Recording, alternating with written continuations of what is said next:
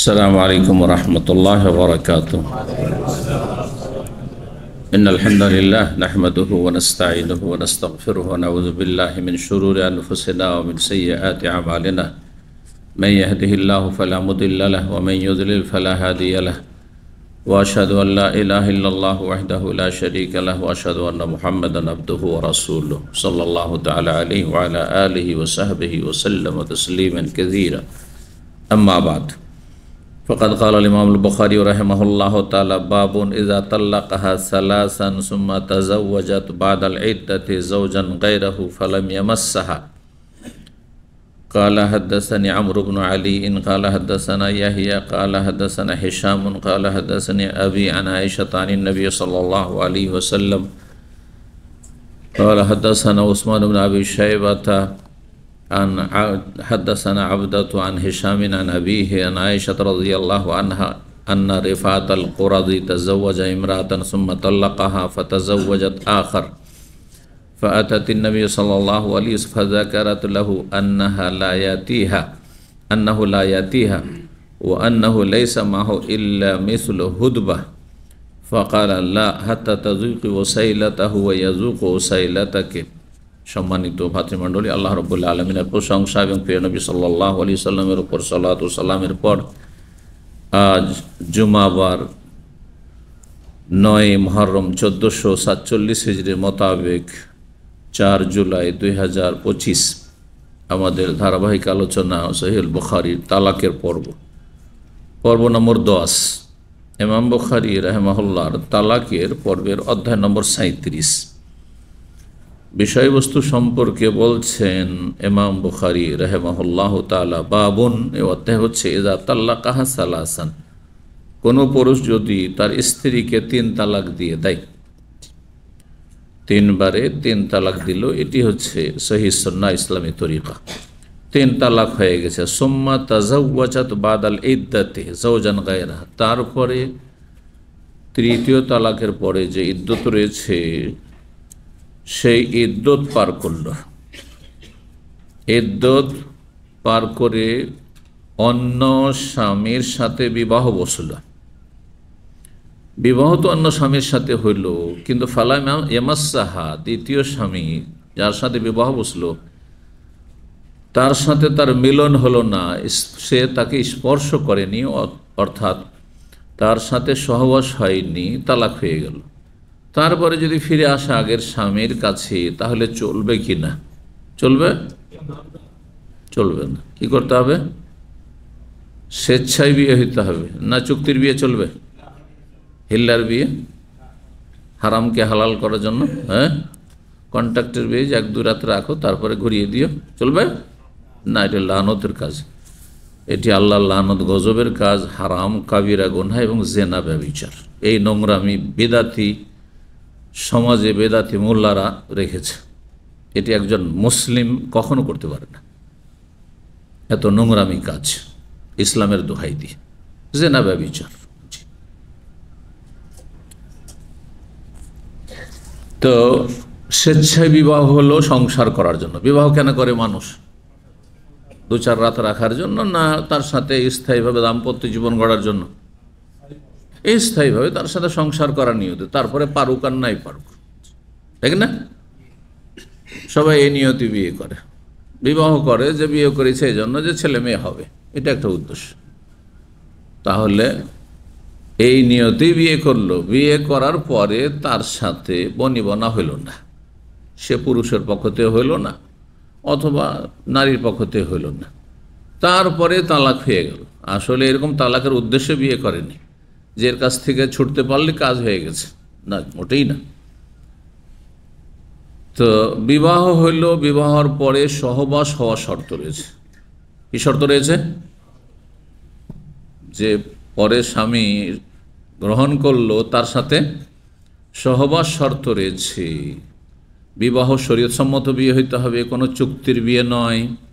আর তারপরে তার সাথে সহবাস মিলন হইতে হবে সর্বনিম্ন 1 বার। আর তারপরে যদি তালাক হয়ে যায় তাহলে আগের স্বামীর জন্য হালাল, অন্যরা যেমন বিয়ে করতে পারে তেমন আগের স্বামীও বিয়ে করতে পারে, যদিও 3 তালাক দিয়েছিল, ঠিক না? যেহেতু অন্য স্বামীর সাথে বিয়ে হয়ে মিলনের পরে ফিরে এসছে, কিন্তু অন্য স্বামীর ঘরে গেল না, 3 তালাক দেওয়ার পরে আবার তাকে নিয়ে সংসার করছে, হারাম। 3 তালাক দেওয়ার পরে বিয়ের নবায়ন করলো, চলবে? সেটাও হারাম। 3 তালাক দেওয়ার পরে বিয়ে হলো আর এক স্বামীর সাথে, কিন্তু তার সাথে মিলন হলো না, তারপরে বিয়ে করলো, হবে? সেটিও হারাম। তাহলে কতগুলি অবস্থায় হারাম। হারামের রাস্তা মেলা, হারামের রাস্তা মেলা, 3টি বললাম। হ্যাঁ, আরও হইতে পারে, কিন্তু হালালের রাস্তা খুব সীমিত। দুনিয়ায় এটার নাম দুনিয়া। হালাল রুজির রাস্তা খুব সীমিত। ডিউটি করছেন, বেতন নিচ্ছেন, হালাল ব্যবসা করছেন, হ্যাঁ, এদিক সেদিক ডানে বামে যাচ্ছেন না। হালাল রুজির রাস্তা, হালাল জীবনযাপনের রাস্তা কি খুব সীমিত, এতে বরকত রয়েছে।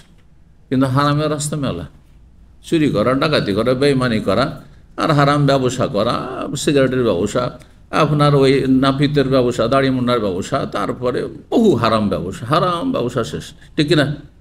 হারাম রোজগারের শেষ নেই। অপহরণ করা, কিডন্যাপকে উঠিয়ে নিয়ে চলে যাও, এক শ্রেণীর লম্পট, লানাহুমুল্লাহ, তাদেরকে আল্লাহ ধ্বংস করুক দুনিয়া আখেরাতে, এবং তাদেরকে আল্লাহ রাব্বুল কঠিন শাস্তি দিক। তারা নিজের জাতিকে নিজেরাই উঠিয়ে নিয়ে যাচ্ছে, আর তারপরে দেশে টাকার দাবি করছে, এই সৌদিয়ার মতো পবিত্র দেশে থেকে। আবাদ আহমুল্লাহ, বলুন আমিন। আল্লাহ তাদেরকে সৌদি আরব থেকে দূর করুন, আল্লাহ তাদেরকে মানব সমাজ থেকে দূর করুন। তো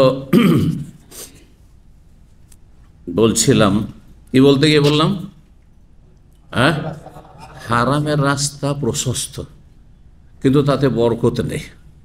বরকত নেই, না দুনিয়াতে বরকত আছে, না আখেরাতে বরকত। আখেরাতে জাহান্নাম, আর দুনিয়াতে মানসিক, পারিবারিক, শারীরিক, হ্যাঁ, সব রকমের অশান্তি। আল্লাহর আযাব গজবের কারণ জমিনে হচ্ছে মানুষের পাপাচার, ব্যক্তি জীবনে হোক, আর পারিবারিক জীবনে হোক, আর রাষ্ট্রীয় ক্ষেত্রে হোক। এসব যতগুলি আযাব, বালা, মুসিবত, জালেম সরকার, জালেম শাসক দেখছেন, দুর্নীতি দেখছেন, সব আমাদের এই মানব সমাজের পাপের কারণে। যে কোনো জীবনের ক্ষেত্রে আপনি অশান্তি দেখছেন, বেফাবেমা কাসাবাত আইদিকুম, আল্লাহ করে বলছে, এটা মানুষের কৃতকর্মের কারণে, পাপের কারণে। ওয়াফুন কাসির, আল্লাহ বহু ক্ষমা করছেন, না হলে থাকতেই দিতেন না, জমিনে সবকে ধ্বংস করে দিতেন। তো আল্লাহ মাফ করুন আমাদেরকে। আর খারাপদের অনিষ্ট থেকে, তাদের কারণে দুনিয়ায় যে আযাব আসছে, এসব অনিষ্ট থেকে আল্লাহ ভালো মানুষদের হেফাজত করুন। তো বলছিলাম, বিবাহ শাদীর ক্ষেত্রে, হ্যাঁ, কোনো পুরুষ কোনো নারীকে হালাল করবে, এই ক্ষেত্রে রাস্তা সীমিত। এখানে আরেকটা কথা শুনে রাখেন, হক হচ্ছে একটি, আর বাতিল হচ্ছে মেলা। দেখেন, আল্লাহ এক, হ্যাঁ, আর রসুল এক, কাবা এক, একটা, সব এক, ঠিক কিনা? অঙ্কের মতো 1 1 2, তাই না? এটা হচ্ছে ঠিক হক। আর বাকি যতই আপনি অঙ্ক কষবেন, 1 1 3, 1 1 5 4, 1 1 10, যাই গণবেন আপনি, সবগুলি কি ভুল? সব ঠিক ওই রকমই। আল হাক্কু লা ইয়াতাআদ্দাদু, ওলামারা বলেছেন হক একাধিক হয় না, বাতিল একাধিক হয়, বহু হয়। আল হাক্কু লা ইয়াতাআদ্দাদু, সত্য একটি, বাকি মিথ্যা মেলা হইতে পারে। আপনি এখানে আছেন, এটা সত্য। এ ভিন্ন যদি বলে বাজারে আছে, দেশে আছে, মক্কা আছে, মদিনায় আছে, ইউরোপে আছে, পূর্বে আছে, পশ্চিমে আছে, যত বলবে সবগুলি হচ্ছে মিথ্যা। সব দ্বীন ইসলাম ঠিক ওই রকমই।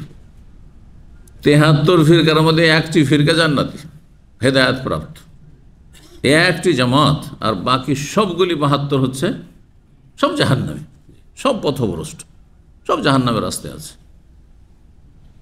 তাহলে হক, সত্য, হালাল, হ্যাঁ, ভালো, বুঝছেন, এটাকে আপনাকে এই এত ভেজালের মধ্যে তলাশ করে নিতে হবে, ভেজালের মধ্যে তলাশ করে দিতে হবে। দুনিয়া এমন কি, সুবহানাল্লাহ, শুধু দিনের বিষয় না, দুনিয়ার ব্যাপারে খাঁটি মধু, খাঁটি দুধ, হ্যাঁ, খাঁটি মশলা, খাঁটি, হ্যাঁ, সব কিছু, এটা হচ্ছে শুধু একটি। আর ভেজাল মেলা, মেলা ভেজাল, ভেজালের শেষ নেই। মেলা রকমের ভেজাল মধু হইতে পারে, মেলা রকমের ভেজাল ফুড হইতে পারে, আলাদা রকম হইতে পারে, কিন্তু খাঁটি হচ্ছে একটি। তো ইমাম বুখারী রাহিমাহুল্লাহ বলছেন, ইযা তাল্লাকা সালাসান, যদি কোনো পুরুষ স্ত্রীকে 3 তালাক দেয়, সুম্মা তাজাওয়াজাত বাদাল ইদ্দাতে, ইদ্দতের পরে যদি বিয়ে করে, তার মানে তালাক দেওয়ার সাথে সাথে বিয়ে করতে পারবে না, এটাও মনে রাখবে। তালাক হইল, কোর্টে তালাক করাইলো একজন উকিলকে ধরে, হ্যাঁ, আর তারপরে বা কাজীকে ধরে, আর সাথে সাথে বিয়ে পড়িয়ে দিল, চলবে না। যারা কারো স্ত্রীকে নিয়ে উদা হচ্ছে এই নোংরা নিকৃষ্টরা, হ্যাঁ, আর তারপরে সাথে সাথে ওকে ডিভোর্স করে, আর সাথে ব্যাকডেট দিয়ে, কিন্তু ব্যাকডেট দিলে কি ডেট ব্যাক হয়ে যায়? সাথে সাথে হচ্ছে, আর সাথে সাথে বিয়ে পড়িয়ে দিল।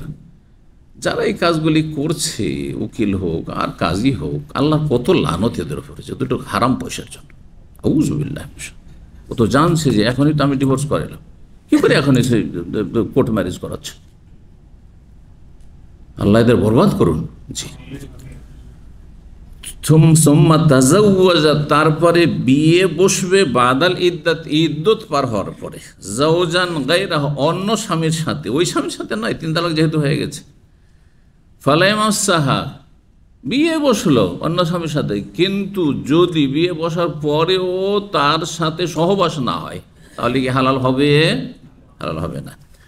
হাদিস দেখুন, হাদিস এর আগে কয়েকবার করে এসছে বিভিন্ন মাসলা মাসাইল প্রমাণ করার জন্য। 5317 নম্বর হাদিস, হাদিস মা আয়েশা রাদিয়াল্লাহু তাআলা আনহা বর্ণনা করছেন, নবী সাল্লাল্লাহু আলাইহি ওয়াসাল্লাম হতে এই হাদিসটির কয়েকটি সনদ রয়েছে। তার আর একটি সনদ হেশাম বলছেন তার পিতা থেকে বর্ণনা করি, মানে উরওয়া থেকে, আর উরওয়া ইবনে জুবাইর, উরওয়া ইবনে জুবাইরের খালা হচ্ছেন মা আয়েশা রাদিয়াল্লাহু তাআলা আনহা, তার খালা থেকে বর্ণনা করছেন উম্মুল মুমিনিন, আন্না রেফাত আল কোরাজি, বানু কোরাইজা বংশের রেফা নামক এক ব্যক্তি, বানু কোরাইজা ইহুদি ছিল, হ্যাঁ, তাদের উপর যখন শাস্তি দেওয়া হলো, তার মধ্যে অনেকেই যারা নাবালক ছিল তাদেরকে বন্দী করা হয়েছে, তাদের একজন, তারা যারা যাদের মধ্যে যারা ইসলাম গ্রহণ করেছে তাদের একজন এই রেফা।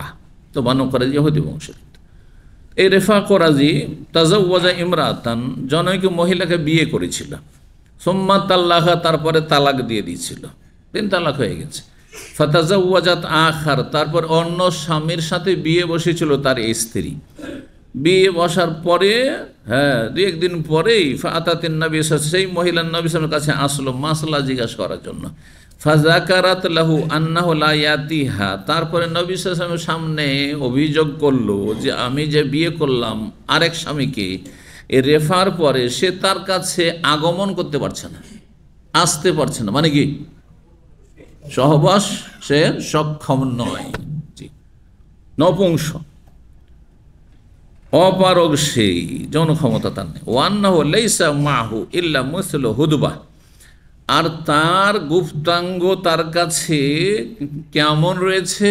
মিসলা হুদবা, কাপড়ের এক প্রান্তের মতো, কাপড়ের প্রান্তে যেমন সুতা বেরিয়ে থাকে ওই রকম, মানে সুতায় যেমন কোনো কি থাকে না, হ্যাঁ, শক্ত হওয়ার কোনো ক্ষমতা থাকে না, তেমনি তার গুপ্তাঙ্গে কোনো ক্ষমতা নেই, মিলনের ক্ষমতা নেই।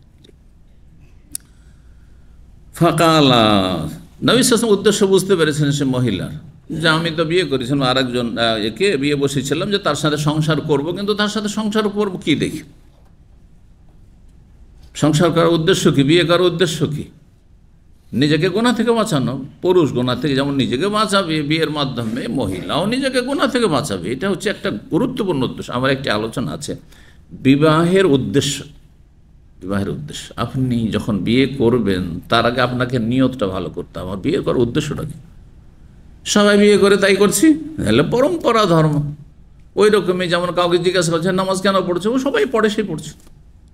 আরে ভাই রোজা রাখছো কেন? এই বলছি এই দিনে সবাই রোজা, আজকে সেটা আমিও রেখেছি। এটা কোনো এবাদত হলো নাকি? এটা নাম এবাদত না, এটা নাম আদাত আরবিতে, মানে ট্রেডিশন, পরম্পরা। জি হ্যাঁ, রেওয়ায়াত, রসম রেওয়াজ, বুঝতে পারছেন? আমাদের সে ধর্মকর্মগুলো যে বেদাতি ধর্ম, তাদের যদি জিজ্ঞাসা করেন ভাই আপনি মানুষ মারা গেছে 40 কেন করছেন, আপনি এই 3 দিনে খাবার কেন করছেন, এই ভোজভাজ কেন করছেন, আর তারপরে এই অনুষ্ঠান কেন করছেন, অথবা আপনি এই মিলাদ কেন করছেন, হ্যাঁ এইসব কবর জিয়ারতের দাওয়াত কেন করছে না? বলছে সবাই করছে, সেই জন্য করছে। এটা ধর্ম না, এবাদত না, এতে কোনো নেকি হয় না। এটা হচ্ছে, এটাকে আরবিতে আদাত বলে, ইংরেজিতে ট্রেডিশন বলে। আর তার অর্থ বুঝতে পারছেন, পরম্পরা যেটা সবাই করছে তাই করছি, বাপদাদা থেকে দেখে আসছি, সমাজে দেখে আসছি, আমরাও তাই করছি। এইরকম ধর্ম করে কিছুই পাবেন না, কখনো এরকম ধর্ম পালন করবেন না। আগে এলেম শিখুন, ফরজ, সে অনুযায়ী আমল করুন। সহি ইলম শিখুন, সহি আমল করুন, আর সহি এলেম আমলের দিকে দাওয়াত দেন। এটি হচ্ছে সূরা আসরের তাফসীর। এই ক্ষেত্রে অবিচল থাকুন, অত অসবিসর, পিছপা হব না। আমি বিশুদ্ধ শিখবো, সহি শিখবো, সহি আমল করব, সহি কথা বলবো। কথা বলতে না পারি, অবস্থা বুঝে ব্যবস্থা করব। এমন নয় যে বড়াই আর মারামারি করতে হবে কথা বলতে গিয়ে, জরুরি না। আপনি নিজেকে বাঁচান। জাতি বাঁচতে চায় না জাহান্নাম থেকে, আপনাকে বাঁচতে হবে না, পরিবারকে বাঁচাতে হবে। যাকে পারবেন তাকে বাঁচান। তো নবী সাল্লাল্লাহু আলাইহি ওয়াসাল্লাম বুঝতে পারলেন যে এই মহিলা এখন আগের স্বামীর কাছে ফিরে যেতে চায়। যেই স্বামী যাকে বিয়ে করলাম সে অপারক, হ্যাঁ, কাপুরুষ, তার মানে এর কাছে আমি থাকতে চাই না। কি জন্য থাকবো?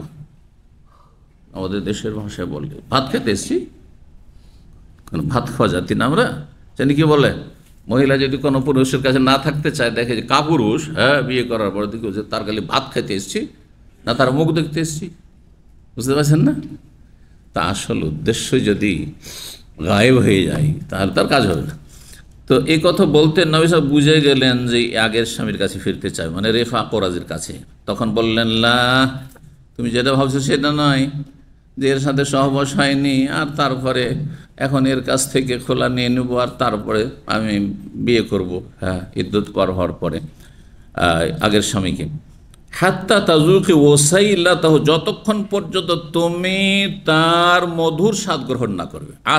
আসালন থেকে ওসাইলা, হ্যাঁ, ওয়াজুক ওসাইলাতকার, তোমার মধুর স্বাদ সে যতক্ষণ না গ্রহণ করবে, অর্থাৎ পরস্পর মিলন না হবে, শারীরিক সম্পর্ক না হবে, সহবাস না হবে। 38 নম্বর অধ্যায় বলছেন, বাবুন, এই অধ্যায় হচ্ছে ওয়াল্লাহ ইয়াইসনা মিনাল মাহিদ মিন নিসাই ইন ইরতাবতুম ফাইদ্দাতুহুন্না সালাসাতু আশহুর। আল্লাহ রাব্বুল আলামিন সূরা তালাকে ইদ্যত, বিভিন্ন ইদ্যতগুলি বর্ণনা করেছেন। কিছু ইদ্যতের কথা সূরা বাকারাতেও বর্ণনা করা হয়েছে। তো আল্লাহ রাব্বুল বেশ কিছু শ্রেণী রয়েছে, বিভিন্ন শ্রেণীর মহিলারা রয়েছে, হ্যাঁ, যেমন যার অবস্থা সেই রকম তার ইদ্যত রব্বুল আলামিন বর্ণনা করেছেন। ইদ্যত কাকে বলা হয়? ইদ্যত কাকে বলা হয় যদি জিজ্ঞাসা করে আপনাকে, এটা ইসলামের পরিভাষা। হ্যাঁ, সুনির্দিষ্ট একটা সময়, কখন সেটা আসে? তালাকের পরে। আর কোনো সময় হয় না?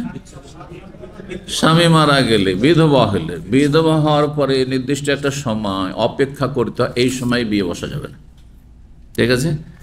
তালাক হওয়ার পরে একটা সময় কাটাতে হবে, সাথে সাথে বিয়ে করা যাবে না, এর নাম ইদ্যত। তালাকের পরে অথবা স্বামীর মৃত্যুর পরে যে নির্দিষ্ট একটা সময় আল্লাহ নির্ধারণ করেছেন, সেই সময়টা অপেক্ষা করতে হবে, পার করতে হবে, আর তারপরে তখন বিয়ে বসতে পারবে।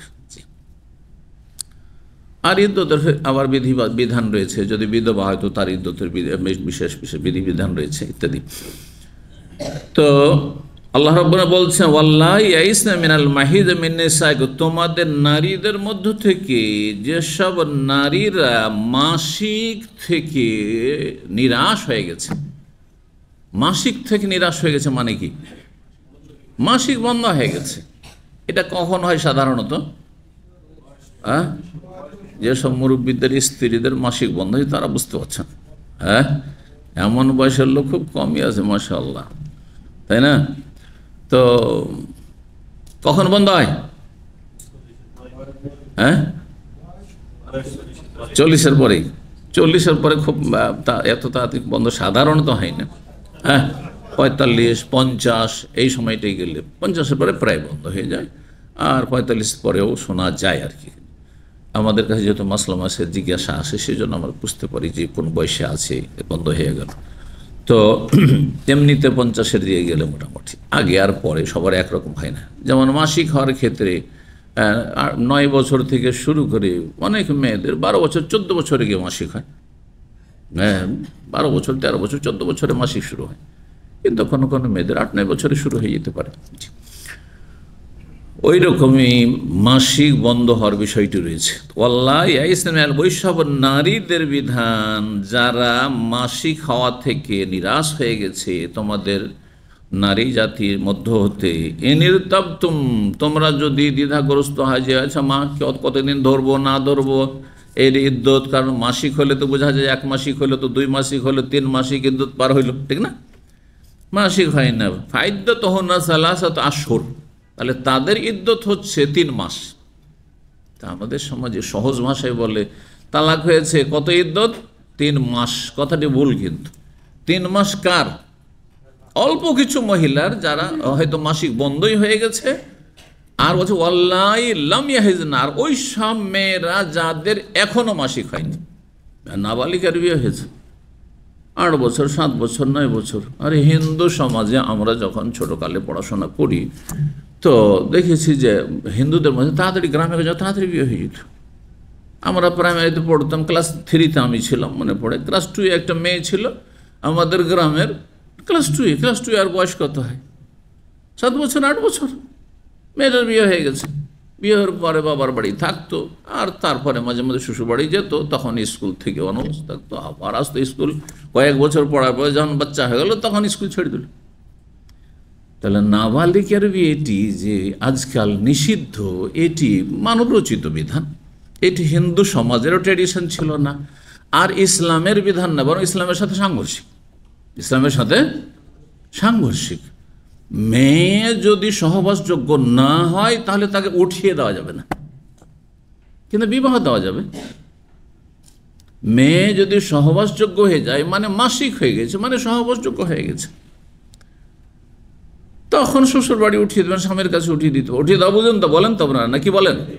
হ্যাঁ, কোনো আপনারা উঠিয়ে দেওয়াই বলেন সম্ভবত, কিন্তু আমাদের অঞ্চলে বিদায় করা, শ্বশুর বাড়ি বিদায় করা, বিদায় আলবেদা থেকে, হ্যাঁ আলবেদা থেকে। জি,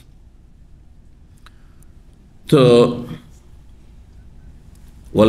তা কোন কোন শ্রেণীর মহিলাদের ইদ্যত 3 মাস? যাদের মাসিক বন্ধ হয়ে গেছে বয়স হওয়ার কারণে, অথবা যাদের নাবালিকা হওয়ার কারণে এখনো মাসিক শুরু হয়নি, বিয়ে হয়েছিল তালাক হয়ে গেল, 8 বছর 9 বছর বয়সে বিয়ে হয়ে তালাক হচ্ছে, মাসিক হয়নি, তাহলে কত ইদ্যত ধরবেন? সালাসাতু আশহুর। পেটে যদি বাচ্চা থাকে, হ্যাঁ, তারপরের আয়াতের অংশে আল্লাহ বলছেন উলাতুল আহমালি আজালুহুন্না ইয়াদান হামলাহুন, গর্ভধারণকারী মহিলাদের ইদ্যত হচ্ছে, আজাল ইদ্যত হচ্ছে কি করা? বাচ্চা ভূমিষ্ঠ হওয়া। এটি সমস্ত ক্ষেত্রে প্রাধান্য পাবে, তালাক প্রাপ্ত হোক, হ্যাঁ, আর বিধবা হোক, আর সে যে কোনো অবস্থাতে হোক না কেন, বুঝছেন না? বাকি 3 মাস বিশেষ ক্ষেত্রে বললাম, তাই না? 3 মাসিক যেসব মহিলাদের মাসিক হচ্ছে, এই 3 মাস আর 3 মাসিক, এটা শুধু তালাকের ক্ষেত্রে না বিধবার ক্ষেত্রে?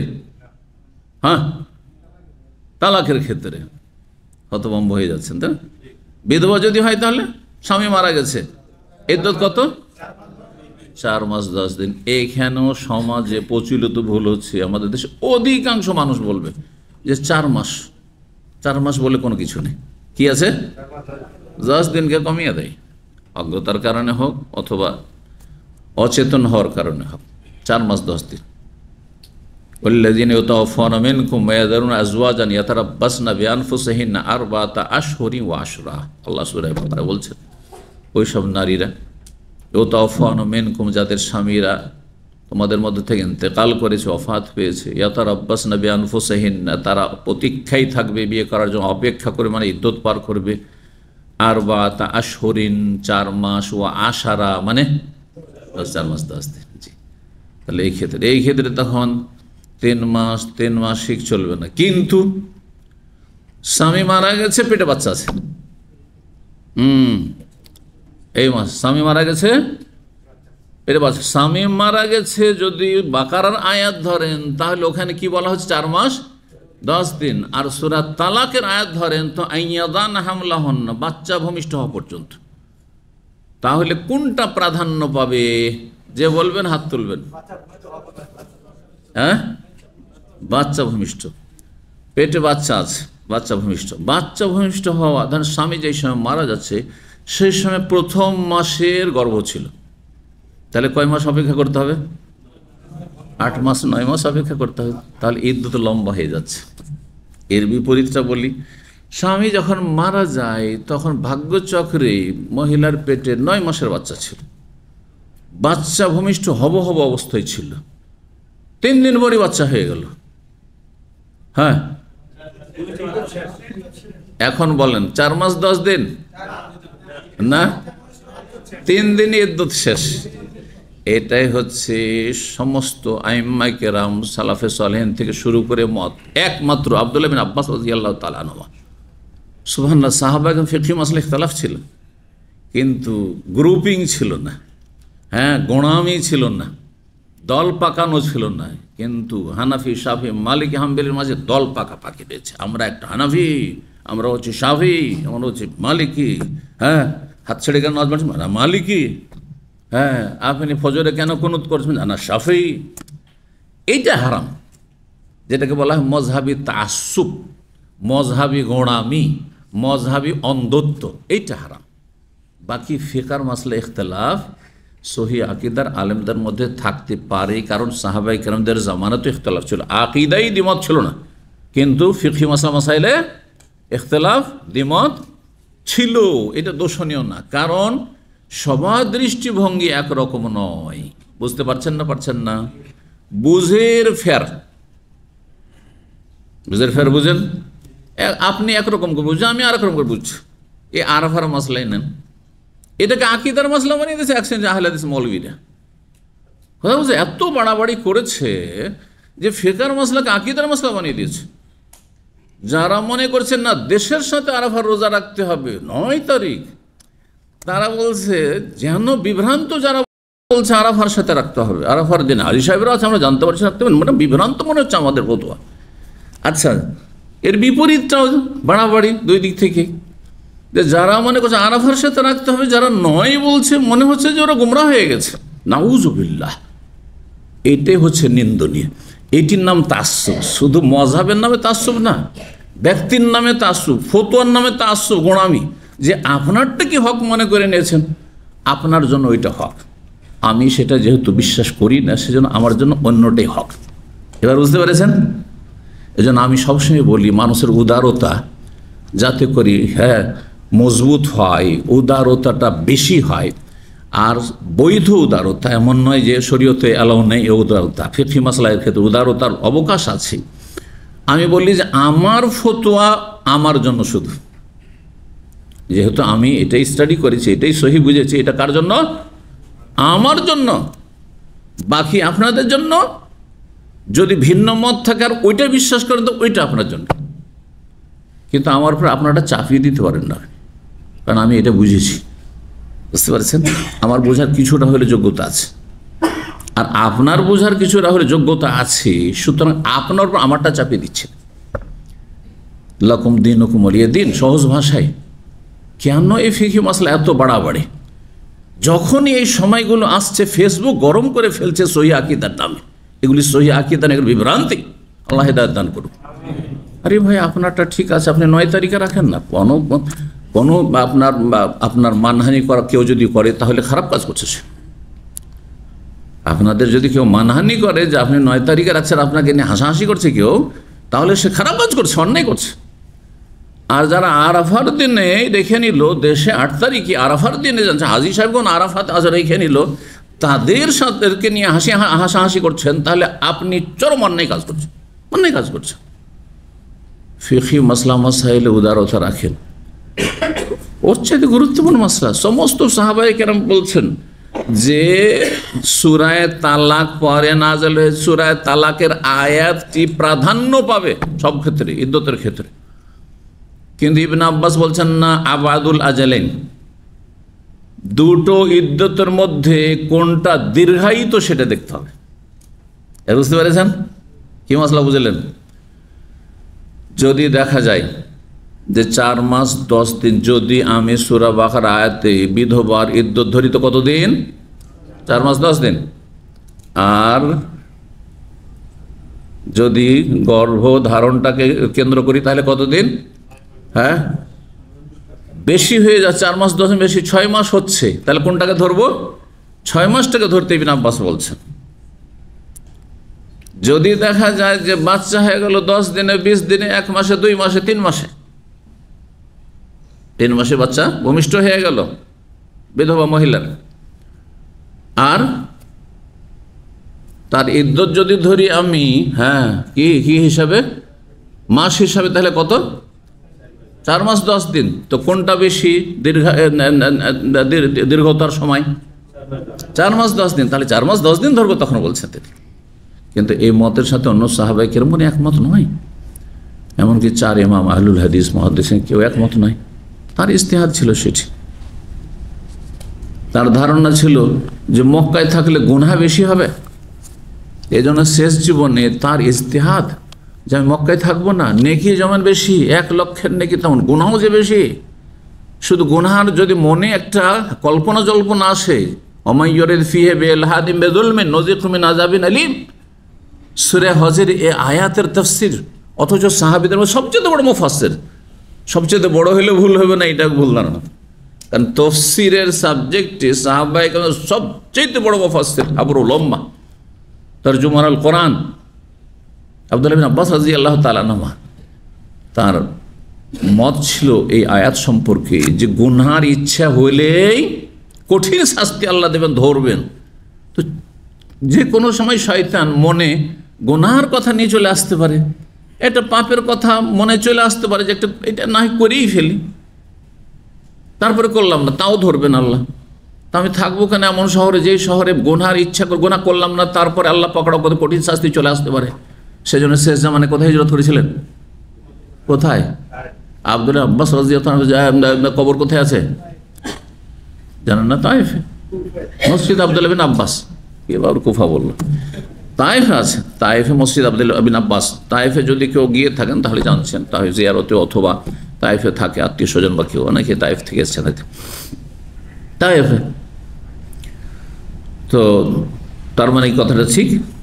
অন্য সাহাবা বলছেন না, শুধু গুনার ইচ্ছা আসলে চলে গেল আল্লাহ ধরবেন না, কিন্তু গুনার ইচ্ছাটাকে যদি অন্তরে লালন করে রাখেন, ধরে রাখলেন, করবো 2-3 দিন 4 দিন চুরি করার তারা করলেন, হ্যাঁ, রুমমেটের, হ্যাঁ, টাকা পয়সা রেখেছে রুমে, কিন্তু সময় পাচ্ছেন না, হ্যাঁ, সবসময়, হ্যাঁ, রুমমেট আসা যাওয়া লেগেই আছে, চান্স পেলেন না, চান্স না পাওয়ার কারণে আর চুরিটা করতে পারলেন না, গুনাহগার। অন্য জায়গার গুনাহ আর মক্কার গুনাহ, জি, পরিমাণের দিকে বেশি না হলেও তার ভয়াবহতা বেশি। এই নয় যে 1 লক্ষ গুণ যেমন নেই, কিন্তু 1 লক্ষ গুণ গুনাহ হবে, এর কোনো দলিল নেই, বুঝতে পারছেন না? তো যাই হোক, বড় বড় সাহাবায়ে কেরামদের ইজতিহাদে ভুল হয়েছে, মানুষের ইজতিহাদে ভুল হইতে পারে। যোগ্য ব্যক্তি যদি কোনো কথা বলেন, কোনো ফতোয়া দেন, আর ভুলও হয়, তবু 1 নেকি পাবে। আর অযোগ্য ব্যক্তি সহি বললে গুনাহ হবে, অযোগ্যতা নিয়ে ঢিল ছোঁড়া ফতোয়া দিলে, ঢিল ছুঁড়লে কখনো কাজ হয়ে গেল, কখনো কাজ হইল না, হ্যাঁ, এইরকম ফতোয়া দেওয়া জায়েজ না। জি, তো যাই হোক, লম্বা হয়ে যাচ্ছে। ওয়াল্লাহি আইসিন মিনাল মাহিদ, আল্লাহ বলছেন ওই সব নারীরা যারা নিরাশ হয়ে গেছে মাসিক থেকে, তোমাদের স্ত্রীদের মধ্য থেকে, ইনিরতাবতুম, তোমরা যদি সন্দেহ হয় যে ইদ্যত কত ধরবো, ফাইদ্দাতুহুন্না সালাসাতু আশহুর ওয়াল্লাহু লাম ইয়াহিদ ওয়া উলাতুল আহমালি আজালুহুন্না ইয়াযানাহুমুল্লাহ, আর গর্ভধারণকারী মহিলাদের সময়সীমা হচ্ছে, ইদ্যত হচ্ছে বাচ্চা ভূমিষ্ঠ হওয়া পর্যন্ত। ইমাম প্রখ্যাত তাবি মুজাহিদ বলছেন, ইনলাম তালামু ইয়াহিজনা আওলা ইয়াহিজনা, যদি তোমাদের জানা না থাকে যে এই মহিলার এই মহিলাদের মাসিক হচ্ছে কি হচ্ছে না, ওয়াল্লাহি কায়াদনা আনিল হাইজে, আর যেসব মহিলারা এখন অবসরপ্রাপ্ত মাসিক থেকে অবসর প্রাপ্ত মানে কি, মাসিক বন্ধ হয়ে গেছে, যেমন চাকরি একসময় ছিল, এখন চাকরি বন্ধ হয়ে গেছে, অবসরপ্রাপ্ত বলছেন না। ওয়াল্লাহি লাম ইয়াহিদিন, আর যেসব মহিলাদের মেয়েদের মাসিক হয়নি, ফাইদ্দাতুহুন্না সালাসা, তাদের ইদ্যত হচ্ছে 3 মাস।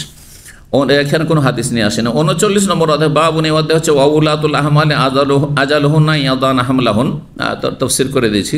যেসব গর্ভধারণকারিণী মহিলারা, তাদের ইদ্যত হচ্ছে বাচ্চা ভূমিষ্ঠ হওয়া পর্যন্ত। 5318 নম্বর হাদিস বর্ণনা করেছেন আবু সালাম ইবনে আব্দুর রহমান, প্রখ্যাত তাবেঈ, ইমাম মদিনার ফাকিহ, যে জাইনাব বিনতে আবি সালমা, আবু সালমা জাইনাব, তিনি তাকে জানিয়েছেন তার মা থেকে বর্ণনা করে, উম্মে সালমা রাদিয়াল্লাহু তাআলা আনহা জাওজুন নবী সাল্লাল্লাহু আলাইহি সহধর্মিণী, তার থেকে বর্ণনা করেছেন, মেয়ে মা থেকে বর্ণনা করেছেন। আন্না ইমরাতাম মিন আসলাম, আসলাম গোত্রের জনৈক মহিলা, ইউকালু লাহা সুবাইয়া, যাকে ডাকা হয়তো সুবাইয়া বলে, তার নাম ছিল সুবাইয়া। কানা তাহতা জাওজিহা, তার স্বামীর অধীনে ছিল, মানে বিবাহিতা ছিল। তুফি আনহা, যেই স্বামী মারা যায়, ওয়াহিয়া হবলা, সেই সময় সে গর্ভবতী ছিল। ফাকাতাবা আবু সানাবিল ইবনে বাকাক, তারপরে তাকে পয়গাম প্রস্তাব দিল বিয়ের আবু সানাবিল বিন বাকাক, বাকাকের ছেলে আবু সানাবিল। ফাআবাদ, সে অস্বীকার করলো, আনতার বিয়ে করবো না। ফকালাত ওয়াল্লাহি মা ইয়াসলুহু আন তানকিহি হাত্তা তা'তাদি আখিরাল আজালাইন, তখন আবু সানাবিল বলছে, তুমি বিয়ে করতে পারবে না, তুমি মনে হচ্ছে আমাকে বিয়ে করো, আরেক জায়গায় বিয়ে বসবে, হ্যাঁ, তো বিয়ে করতে পারবে না তুমি, আল্লাহর কসম করে বলছি তোমার বিয়ে করা চলবে না। মা ইয়াসলুহু আন তানকিহি ওয়াল্লাহি, না, ফকালাত, ওই আবু সানাবিল বলেননি, ওই মহিলাই বললেন যে ওয়াল্লাহি মা ইয়াসলুহু আন তানকিহি হে। ফাকাল, বর্ণনাকারী হচ্ছেন উম্মে সালমা রাদিয়াল্লাহু তাআলা আনহা, তিনি বলেছেন তার কথাটি। তিনি বলছেন আল্লাহর কসম করে বলছে, মা ইয়াসলুহু আন তানকিহি হাত্তা তা'তাদি আখির আজালাইন, তোমার জন্য সমীচীন নয় বা জায়েজ নয় যে তুমি বিয়ে করতে পারবে যতক্ষণ পর্যন্ত দুটো মেয়াদের দীর্ঘতর মেয়াদ ইদ্যত না পার করবে, হ্যাঁ, বা ইদ্যত না কাটাবে। দুটো মেয়াদের যেটি দীর্ঘতর, একটু বুঝালাম না দীর্ঘতর, হ্যাঁ, একটা হচ্ছে 4 মাস 10 দিন, আর একটা হচ্ছে বাচ্চা ভূমিষ্ঠ হওয়া, তার মধ্যে যেটা লম্বা হবে, দীর্ঘায়িত হবে। ফামাকাসাদ কারিবা মিন আশরে লায়াল, কিন্তু এই মহিলা একবারে গর্ভের শেষ সময়কালের দিকে ছিল, শুধুমাত্র আনুমানিক 10টা দিন অবস্থান করেছে স্বামীর ইন্তেকালের পরে, আর তারপরে এসে বলছে, ইয়া রাসূলুল্লাহ, আমার বাচ্চা ভূমিষ্ঠ হয়ে গেছে। সুম্মা জাআতিন নবী সাল্লাল্লাহু আলাইহি ওয়াসাল্লাম, তারপর নবী সাল্লাল্লাহু আলাইহি ওয়াসাল্লামের কাছে মাসলা জিজ্ঞেস করার জন্য আসলো। তাকে ফতোয়া দেওয়া হয়েছিল আব্দুল্লাহ বিন আব্বাস রাদিয়াল্লাহু তাআলা মতের ওপর, কিন্তু মতটি ঠিক ছিল না, যা প্রমাণ করে রাসূলুল্লাহ সাল্লাল্লাহু আলাইহি ওয়াসাল্লাম এই হাদিস। কি, নবী সাল্লাল্লাহু আলাইহি ওয়াসাল্লামের কাছে ওই মহিলা যখন আসলে, ইয়া রাসূলুল্লাহ, আমার বাচ্চা কিন্তু ভূমিষ্ঠ হয়ে গেছে, এখন কি বিয়ে বসতে পারবো? ফাকালা, তখন বললেন রাসূলুল্লাহ, ইনকিহি, তুমি বিয়ে করতে পারো, বিয়ে করতে পারবা, বিয়ে বসতে পারো। 5319 নম্বর হাদিস বর্ণনা করেছেন ওবায়দুল্লাহ ইবনে আব্দুল্লাহ, তিনি বলেন, তার পিতা থেকে বর্ণনা করে, হ্যাঁ, ওবায়দুল্লাহ ইবনে আব্দুল্লাহ বিন উতবা বিন মাসউদ, জি, তো তার পিতা থেকে বর্ণনা করেছেন, আন্নাহু কাতাবা ইলা ইবনুল আরকাম, তিনি ইবনুল আরকামকে লিখে পাঠালেন, আই আসআলা সুবাইয়াতুল আসলামিয়া, সুবাইয়া আসলাম গোত্রের যে মহিলা, তাকে যেন জিজ্ঞাসা করা হয় এই মাসআলাটি, যে তার পেটে বাচ্চা ছিল, হ্যাঁ, আর সে বিধবা হয়েছিল, তো তার ইদ্যতটা কি নিয়মে কাটিয়েছে, 4 মাস 10 দিন, না বাচ্চা ভূমিষ্ঠ হওয়ার সাথে সে ইদ্যত পার করে দিল, হ্যাঁ, কারণ সে হচ্ছে সাহেবাতুল কিসসা, তার ঘটনা, হ্যাঁ, তার যখন ঘটনা, সে মাসলা সম্পর্কে সে বেশি জানে, তো তার কাছ থেকে কনফার্ম হতেন তারা। কাইফা আফতাহান নবী সাল্লাল্লাহু আলাইহি ওয়াসাল্লাম, কীভাবে নবী সাল্লাল্লাহু আলাইহি ওয়াসাল্লাম তাকে ফতোয়া দিয়েছিলেন, তাহলে বোঝা গেল ফতোয়া ইসলামের একটি গুরুত্বপূর্ণ বিধান। নবী সাল্লাল্লাহু আলাইহি ওয়াসাল্লাম সম্পর্কে বলা হয়েছে কেমনভাবে নবী ফতোয়া দিয়েছিলেন। কোরআনে কারিমে একাধিক আয়াতে ফতোয়ার, ওয়াস্তাফতুনাকা ফিন নিসাই, হে নবী তোমাকে জিজ্ঞাসা করছে, ফতোয়া জিজ্ঞাসা করছে, ওয়াস্তাফতুনাকা ফিল কালালা, কালালার মাসলা সম্পর্কে জিজ্ঞেস করছে মানুষরা, বোঝা গেছে না? সুতরাং এক শ্রেণীর নাস্তিক, এক শ্রেণীর সেকুলার, এক শ্রেণীর ইসলামের দুশ্মন মুনাফিক, তারা ফতোয়ার বিরুদ্ধে বিষোদ্গার করে, তাদের শক্তভাবে জবাব দেবেন। জি, তাদের এই অধিকার নেই। তাদের যদি বাতিলকে মানার অধিকার থাকে, তো আপনার হক মানার কেন অধিকার থাকবে না? বুঝছেন না? তারাই যখন বলছে পশ্চিমা সভ্যতা কে নিয়ে এসে যে বাক স্বাধীনতা আছে, তো সব রকম স্বাধীনতা, এমনকি তাদের যৌন স্বাধীনতাও তাদের কাছে আছে। হ্যাঁ, যদি তাদের বিবস্ত্র হয়ে চলাফেরা করার স্বাধীনতা তাদের মহিলাদের, তো আমাদের ঢেকে রাখার স্বাধীনতা নেই আমাদের মহিলাদের। বুঝতে পারছেন না? এরা আল্লাহ রাব্বুল আলামিন আমাদেরকে পরীক্ষা ফেলেছেন আমাদের মুসলিম সমাজের পাপের কারণে, যার ফলে এরা মাথা চাড়া দিয়েছে। নাহলে এদেরকে নির্মূল করাই হচ্ছে ইসলামের বিধান। জি, আল্লাহ রাব্বুল আলামিন জাহিদিল কুফার আল মুনাফিকিন, আল্লাহ বলেছেন। জি, সর্বাত্মক প্রচেষ্টা চালাও কাফের এবং মুনাফিকদের বিরুদ্ধে। মুনাফিক কারা? এই যে এরাই জাতিতে মুসলিম ইসলামের বিরুদ্ধে বলে, জাতিতে মুসলিম হ্যাঁ আর ইসলামের বিধিবিধানের বিরুদ্ধে বলে, জাতিতে মুসলিম আলেম আলমাদের বিরুদ্ধে বলে। কিন্তু দেখেন বেদাতি আলেম নয় আবার। হ্যাঁ, বেদাতি আলেম কোনোদিন আলেম না। আলেমকে এবং আলেমদের মর্যাদা ফজিলত সম্পর্কে আমার একটি লেকচার আছে। আর যাকে তাকে আলেম বলবেন এটা হবে না। হ্যাঁ, মানুষকে বিভ্রান্ত করে জাহান্নামের দিকে নিয়ে যাচ্ছে, মন গড়া ইসলাম পালন করাচ্ছে, মন গড়া ইসলামের কথা বলছে, মন গড়া ইসলামের ব্যাখ্যা করছে। সাহাবাই কেরামদের জামানার ইসলামের সাথে তার কোনো সম্পর্ক নেই, আর তাদেরকে আলেম বলবেন না। আলেম না তারা, জালেম তারা। দোয়াতুন আলা আবওয়াবে জাহান্নামের দিকে ডাকছে তারা। জি, তো জিজ্ঞাসা করার জন্য বলা হইল। ফাকালা, তখন যখন জিজ্ঞেস করা হইলো এই মহিলাকে, তখন যে আফতানি, তখন তিনি বললেন এই মহিলা যে আমাকে নবী সাল্লাল্লাহু ফাতোয়া দিয়েছেন ইজা ওয়াদা তো আনকেহা, যখন আমার বাচ্চা ভূমিষ্ঠ হয়ে যাবে তখন আমি বিয়ে করতে পারি। যখন বাচ্চা ভূমিষ্ঠ হবে তারপরে বিয়ে বসতে পারে, নেফাস অবস্থায় বিয়ে বসতে পারে। বাচ্চা ভূমিষ্ঠ যেদিন হয়েছে সেদিনে বিয়ে বসতে পারে, কিন্তু সহবাস করতে পারবে? কারণ নেফাস প্রসূতির অবস্থায় রয়েছে, প্রসূতির পরে যে ব্লিডিং হয় সেই অবস্থায় রয়েছে। নেফাস থেকে যতক্ষণ পাক না হবে ততক্ষণ পর্যন্ত সহবাস জায়েজ না। যেমন মাসিক অবস্থায় সহবাস হারাম, কাবিরা গুনাহ, তেমনি যতদিন পর্যন্ত বাচ্চা ভূমিষ্ঠ হওয়ার পর রক্ত আসতে থাকবে, সর্বর্ধে 40, 20 দিন, 22 দিন, 30 দিন, 40, সর্বোচ্চ 40 দিন পরে 41 দিন হয়ে যাচ্ছে, তারপরেও যদি ব্লিডিং আসে, তখন বলবো যে ইস্তেহাজ, এটা রোগের কারণে, এর বেশি নিফাস হইতে পারে না। 40 দিন হইলেই তখন গোসল করে পাক পবিত্র হয়ে যাবে, সালাত পড়বে, স্বামীর সাথে সহবাস করতে পারবে। ইস্তেহাজার অবস্থায়, মানে রোগের কারণে যদি ব্লিডিং হয়, অনেক মহিলারা ভুক্তভোগী, রোগের কারণে মাস ধরেন, গোটা মাস ধরে রক্ত থাকছে, তাই বললে সেটা মাসেই তার স্বামী সহবাস করতে পারবে না, জায়েজ রয়েছে, কোনো অসুবিধা নেই। রুচি থাকলে, আপনি যদি মনে করেন যে এতে কোনো ক্ষতি নেই, স্বাস্থ্যগত কোনো ক্ষতি নেই, অথবা আমাকে গুনাহ থেকে বাঁচতে হবে, সুতরাং জায়েজ আছে। কিন্তু মাসিক অবস্থায় কাবিরা গুনাহ, নেফাস অবস্থায় কাবিরা গুনাহ, হারাম। জি, সহবাস। তো এই ছিল 5320 নম্বর হাদিস। হাদিস বর্ণনা করেছেন মিসওয়ার বিন মাখরামা আন্না সুবাইয়াত আল আসলামিয়া, আসলাম গোত্রে সুবাইয়া নামক নারী, নফেসাত বাদা ওয়াফাতে যাওজিহা বিলায়ালিন, তার স্বামীর ইন্তেকালের মাত্র কয়েক রাত পরে, মানে রাত দিন দুটো মিলে কয়েক দিন রাত পরেই তার নেফাস শুরু হয়ে গেল, মানে বাচ্চা ভূমিষ্ঠ হয়ে গেল।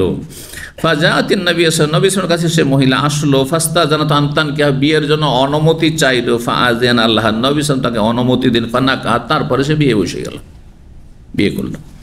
40 নম্বর অধ্যায় হচ্ছে বাবু কাউলিল্লাহি তাআলা, এই অধ্যায় হচ্ছে মহান আল্লাহর বাণী সম্পর্কে, বাণীর তাফসীর সম্পর্কে। আল মুতাল্লাকাতু ইয়াতারাব্বাসনা বিআনফুসিহিন্না সালাসাতা কুরু, তালাক প্রাপ্তা নারীরা নিজেদের ক্ষেত্রে বিয়ে বসা থেকে অপেক্ষা করবে, মানে ইদ্যত কাটাবে। সালাসাতা করু, 3 করু, করু করনের বহু বচন। করু মানে কি? করু শাব্দিক অর্থ হচ্ছে জমা করা, একত্রিত করা, মিলিত করা। কিন্তু করুর ভাষাগত প্রয়োগ কিসের ক্ষেত্রে, এই নিয়ে ফোকাহাদের দুটো মত রয়েছে। হানাফি মযহাব বলছে করু মানে হাইজ, অনেক ওলামাদেরই মত এটি, যে শুধু হানাফি মযহাব, অনেক ওলামায়ে কেরামদের মত হচ্ছে, বা অধিকাংশ ওলামাদের মত হচ্ছে করু মানে কি মাসিক, 3 মাসিক। এই জন্য ইদ্যত আমরা কি বলছি, 3 মাসিকই কিন্তু বলছি।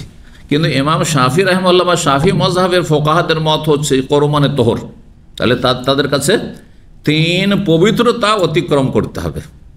তালাক হওয়ার পরে 3টি পবিত্রতা, অনেক সময় কম বেশি হয়ে যাবে। এই দুটো মতের উপর ভিত্তি করে একজন মহিলা 3টা মাসিক পার করেছে, কিন্তু 2টো তোহর পার হয়েছে, 2টো পবিত্রতা পার হয়েছে, তাহলে শাফি মাযহাবে এখন হালাল হয়নি তার জন্য বিয়ে করা? বুঝছেন না? জি, 3 পবিত্রতা অনেক সময় পেয়েছে, কিন্তু 2 মাসিক হয়েছে। যখন মারা গেছে সেই সময় 2-4টা দিনের পবিত্রতা পেয়ে গেছে, তো একটা পবিত্রতা সেই সময় পেয়ে গেল, হ্যাঁ, কয়েকটা দিনের। আর তারপর একটা মাসিক আসছে, তারপরে পবিত্রতা এসছে, তো দ্বিতীয় পবিত্রতা হলো, আর তারপরে মাসিক আসলো, তো 2 মাসিক হলো, তারপরে পবিত্রতা এলো, তাহলে 3 পবিত্রতা হয়ে গেল, কিন্তু মাসিক কয়টি?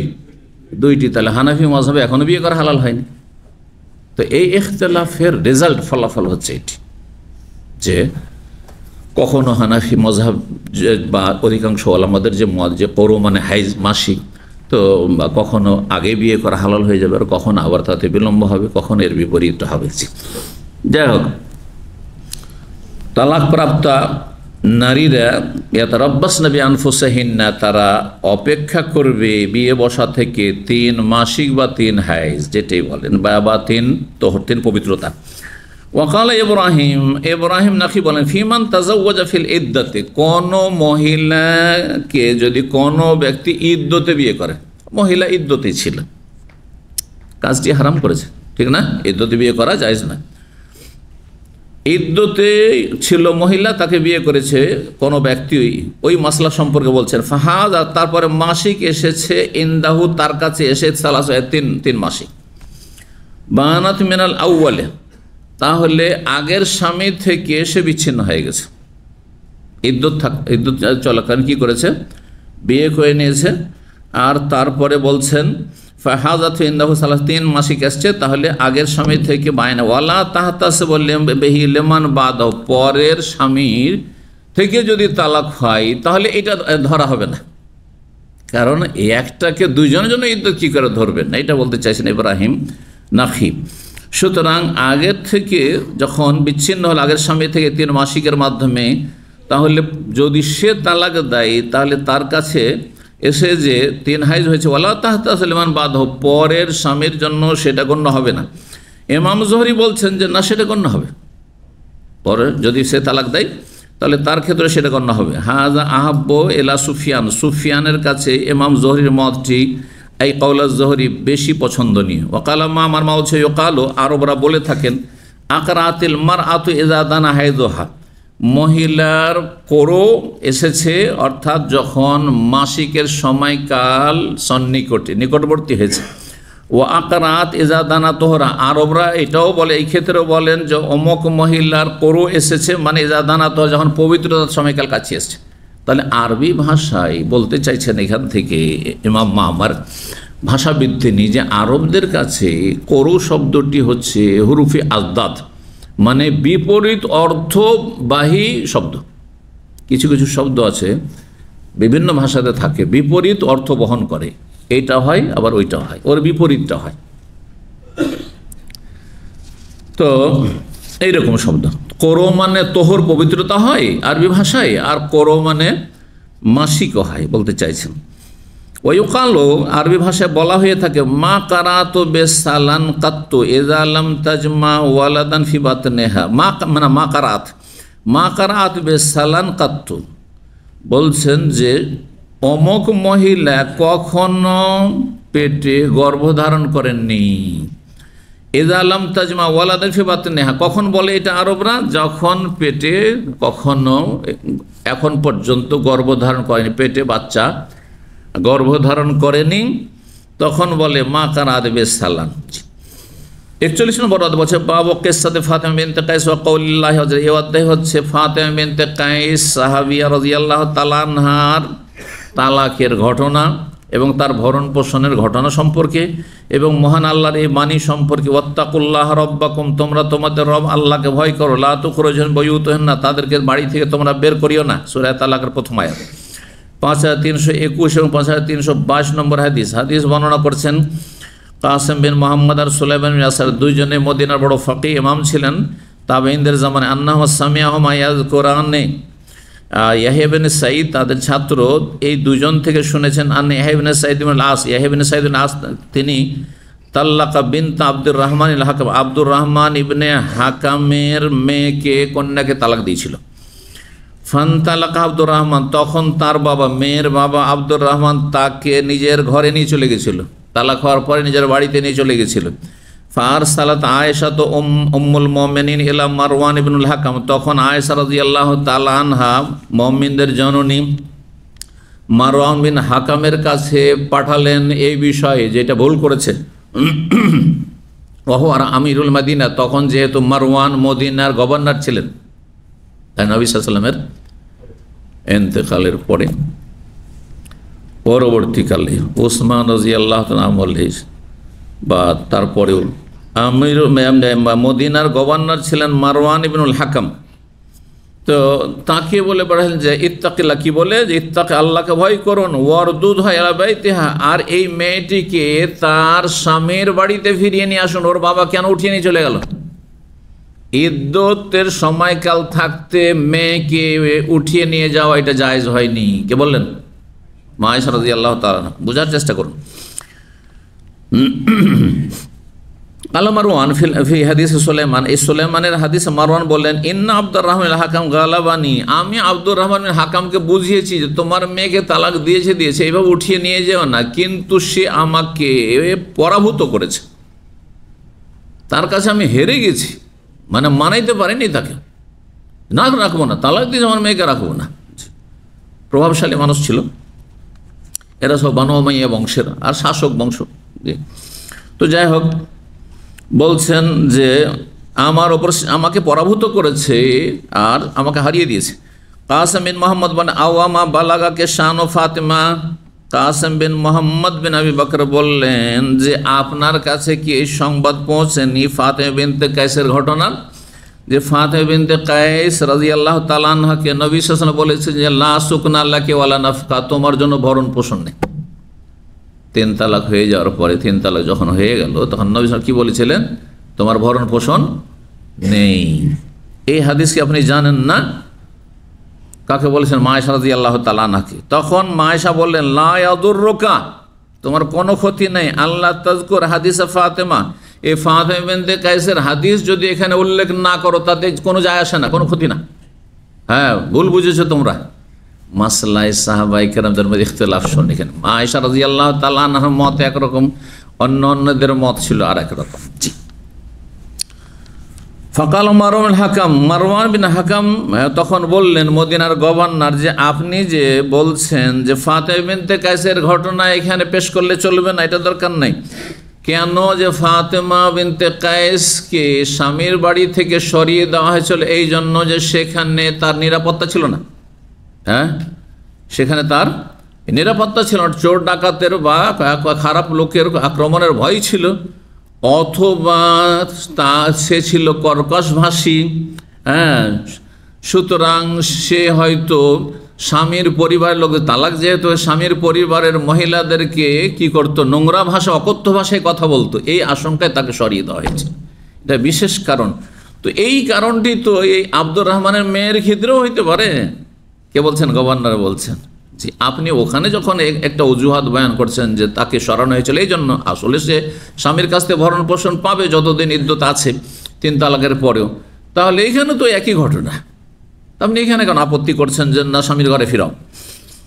তো মারওয়ান বিন হাকাম বললেন মা আয়েশাকে, ইনকানা বেকে শাররুন, যদি আপনি মনে করেন যে সেখানে ফাতেমা বিনতে কায়েসের ঘটনায় সেখানে অনিষ্ট ছিল, সে অনিষ্ট থেকে রক্ষা করার জন্য তাকে স্বামীর ঘর থেকে সরিয়ে দেওয়া হয়েছিল, যে তোমার এখানে ভরণ পোষণ নেই, ফাহাসবুকে মা বাইনা হাযাইনি মিনাশ শাররি, তাহলে এই যে দম্পতি, এই যে আব্দুর রহমান বিন হাকামের মেয়ে আর তার স্বামী, এই দুইজনের দাম্পত্য জীবনে যে অনিষ্টের আশঙ্কা রয়েছে বা সমস্যা রয়েছে, সেটা যথেষ্ট এই ক্ষেত্রে। হ্যাঁ, তাকে সেখান থেকে সরানোর জন্য। তা আপনি কেন এই ক্ষেত্রে আপত্তি করছেন? হাদিস শ্রেণী, তারপরে আমরা মাসলা আলোচনা করব। হাদিস আর দুটো আছে, আর তারপরে এই মাসলা যে 3 তালাকের পরে ভরণ পোষণ স্বামীর কাছে পাবে কি পাবে না, আর পাবে তো কতদিন পাবে, কার কাছে পাবে কার কাছে পাবে না, 1 তালাকের পরে, 2 তালাকের পরে ইদ্যতে আছে, স্বামীর কাছে ভরণ পোষণ পাবে কি না, না তালাক হওয়ার সাথে সাথে হ্যাঁ বাপ ভাইয়েরাকে উঠিয়ে নিয়ে চলে যেতে হবে, অথবা বাপ ভাই উঠিয়ে নিয়ে চলে, যেমন আমাদের দেশে তালাক হয়েছে, মহিলা দিল কাঁদতে কাঁদতে টানে ঘুরে, থাকবো না, না না, এগুলো ভুল কিন্তু। জি, তো এখন হাদিসগুলো আমরা শেষ করি। 5323 এবং 5324 একটি হাদিসে দুটো নম্বর এই জন্য দেওয়া হয়েছে, এতে দুটো সনদ রয়েছে সেই জন্য। তো বলছেন মা আয়েশা রাদিয়াল্লাহু তাআলা আনহা বর্ণনা করেন আন্নাহা কালে, তিনি বলেন মা লে ফাতেমা, এই ফাতেমা বিনতে কাইসের কি হয়েছেটা কি? নিজের একটা কথা বর্ণনা করে বেড়াচ্ছে। আলা তাত্তাকিল্লাহ, সে কি আল্লাহকে ভয় করে না? সে, তুমি কি আল্লাহকে ভয় করো না? ইয়ানিফি কলে, তার এই যে কথাবার্তা যে লা সুকনাল ওয়ালা নাফাকা, যে 3 তালাক হয়ে যাওয়ার পরে না বাসা রয়েছে আর না খরচ খরচা রয়েছে, মানে ভরণ পোষণ নেই। এই যে কথা বলছে, এটা কেন বলছে? ওকে তো সরানো হয়েছিল সেখানে চোর ডাকাতের ভয়, নিরাপত্তাহীনতার কারণে, অথবা তার ভাষা খারাপ। হ্যাঁ, শাশুড়িকে, ননদদেরকে, পরিবারের, স্বামীর পরিবারের লোকদেরকে অকথ্য ভাষায় গালিগালাজ করবে, যাও দূরে সরে যাও, এই জন্য সরানো হয়েছে। এটা ব্যাখ্যা ছিল মা আয়েশা রাদিয়াল্লাহু তাআলা আনহার, কিন্তু অধিকাংশ সাহাবায়ে কেরামদের ব্যাখ্যাটা এমন ছিল না। জি,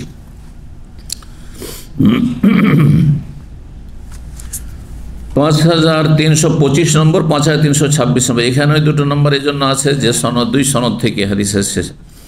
তো বলছেন উরওয়া বলছেন, উরওয়া ইবনে জুবাইর, মা আয়েশা খালা, তার খালাকে বলছেন আলাম তারা ইলা ফুলানাতা বিনতিল হাকাম, আপনি কি দেখছেন না ওই হাকামের মেয়ে অমুক যে, ওর ঘটনায় তাল্লাকাহা জাওজুহা আলবাত্তাতা, তার স্বামী তাকে অকাট্য শক্ত তালাক দিয়েছে, মানে 3 তালাকে দিয়ে দিয়েছে।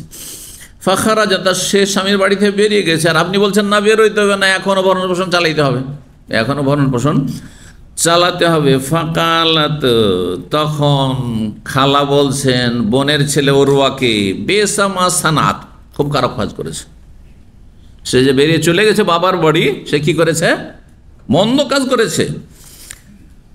কালা, তখন উরওয়া বলছেন, খালাকে বোঝাবার চেষ্টা করছেন যে আপনি যেটা বুঝছেন মনে হয় ওইটা ভুল আছে, যে অন্য সাহাবীরা যেটা বলছেন ওইটাই মনে হয় বেশি ঠিক আছে। তাই বলছেন আলাম তাসমে কওলা ফাতেমা, আপনি ফাতেমার কথা কি শুনেননি ঘটনায়, যে ফাতেমা বিনতে কাইসকে নবী সাল্লাল্লাহু আলাইহি ওয়াসাল্লাম বলেছেন যে লা সুকনা লাকি ওয়ালা নাফাকা, তোমার ভরণ পোষণ কিছু নাই, 3 তালাক হয়ে গেছে। কালাত, শোনো, মা আয়েশা বলছেন আমা শোনো, ইন্নাহু লাইসা লাহা খায়রুন ফি যিকরি হাযাল হাদিস, ফাতেমা যে এই হাদিসটি এই প্রসঙ্গে বর্ণনা করেছে এটি তার জন্য কল্যাণকর নয়। হ্যাঁ, ওয়াজাদা ইবনে আবি জানাদ আন হিশাম বর্ণনা করেছেন তার পিতাতে, আবাত আয়েশা তো আসাদ্দাল আইবে, মা আয়েশা রাদিয়াল্লাহু তাআলা আনহা কঠোরভাবে দূষণীয় করতেন বা মানে দোষারোপ করতেন। আবাত আয়েশা তো আয়েশা রাদিয়াল্লাহু তাআলা আনহা কঠোরভাবে দোষারোপ করতেন এই বিষয়ে, ফাতেমা যে হাদিস বর্ণনা করতো যে আমাকে দেওয়া হয়নি, সুতরাং তা 3 তালাক হয়ে গেলে ভরণ পোষণ নেই, এটা সমালোচনা করতেন। আর বলেন ইন্না ফাতেমাতা কানাত ফি মাকানিন ওয়াসিন, ঘটনা এই ছিল যে ফাতেমার যে স্বামীর বাড়ি ছিল, যে 3 তালাক দিয়েছিল, সেটি ছিল জনহীন এলাকায়, মাঠে একটা বাড়ি আছে যেখানে নিরাপত্তা ছিল না, একাই মহিলা থাকবে সেখানে। ফাখিফা আলান্নাহিয়াতা, এই দিককে কেন্দ্র করে, হ্যাঁ, এই ভয়ে, এই আশঙ্কায় তাকে সেখান থেকে স্থানান্তরিত করা হয়েছিল। ফলে যালেকা আর খাসালান, এই জন্য নবী সাল্লাল্লাহু আলাইহি ওয়াসাল্লাম তাকে ছাড় দিয়েছিলেন যে না, তুমি এখানে থেকো না, তুমি চলে যাও। অন্য হাদিস রয়েছে যে তুমি চলে যাও, হ্যাঁ, এটা দিফি বাইতে উম্মে শারিক, উম্মে শারিক শুধু মহিলা, ওর বাড়িতে কোনো পুরুষ নেই, তার বাড়িতে একজন মহিলা, ওর বাড়িতে ওই মহিলার কাছে গিয়ে তুমি ইদ্যত পার করো। ওখানে যাওয়ার কথা যখন বললেন, পরে জানতে পারলেন যে উম্মে শারিকের বাড়িতে শুধু মেহমানের ভিড়ভাড় লেগে থাকে, লোকজন, আত্মীয় স্বজনের মেহমান, আত্মীয় স্বজন আসতেই থাকে, ডেইলি লাগা থাকে, আর ওখানেও পর্দার সমস্যা। তখন বললেন যে না, চলে যাও তুমি ইবনে উম্মে মাকতুমের বাড়ি চলে যাও, অন্ধ মানুষ, রাজুলুন আমা, সে যদি সামনেও পড়ে যাও দেখতে পাবে না, যাও ওর বাড়িতে তুমি ইদ্যত পার করো। ফাতেমা বিনতে কাইসের ঘটনায় রয়েছে। তাহলে এক জায়গায় সবগুলি কথা নেই, হাদিসগুলো তার সাথে মিলিয়ে নিলে বুঝতে সুবিধা হবে।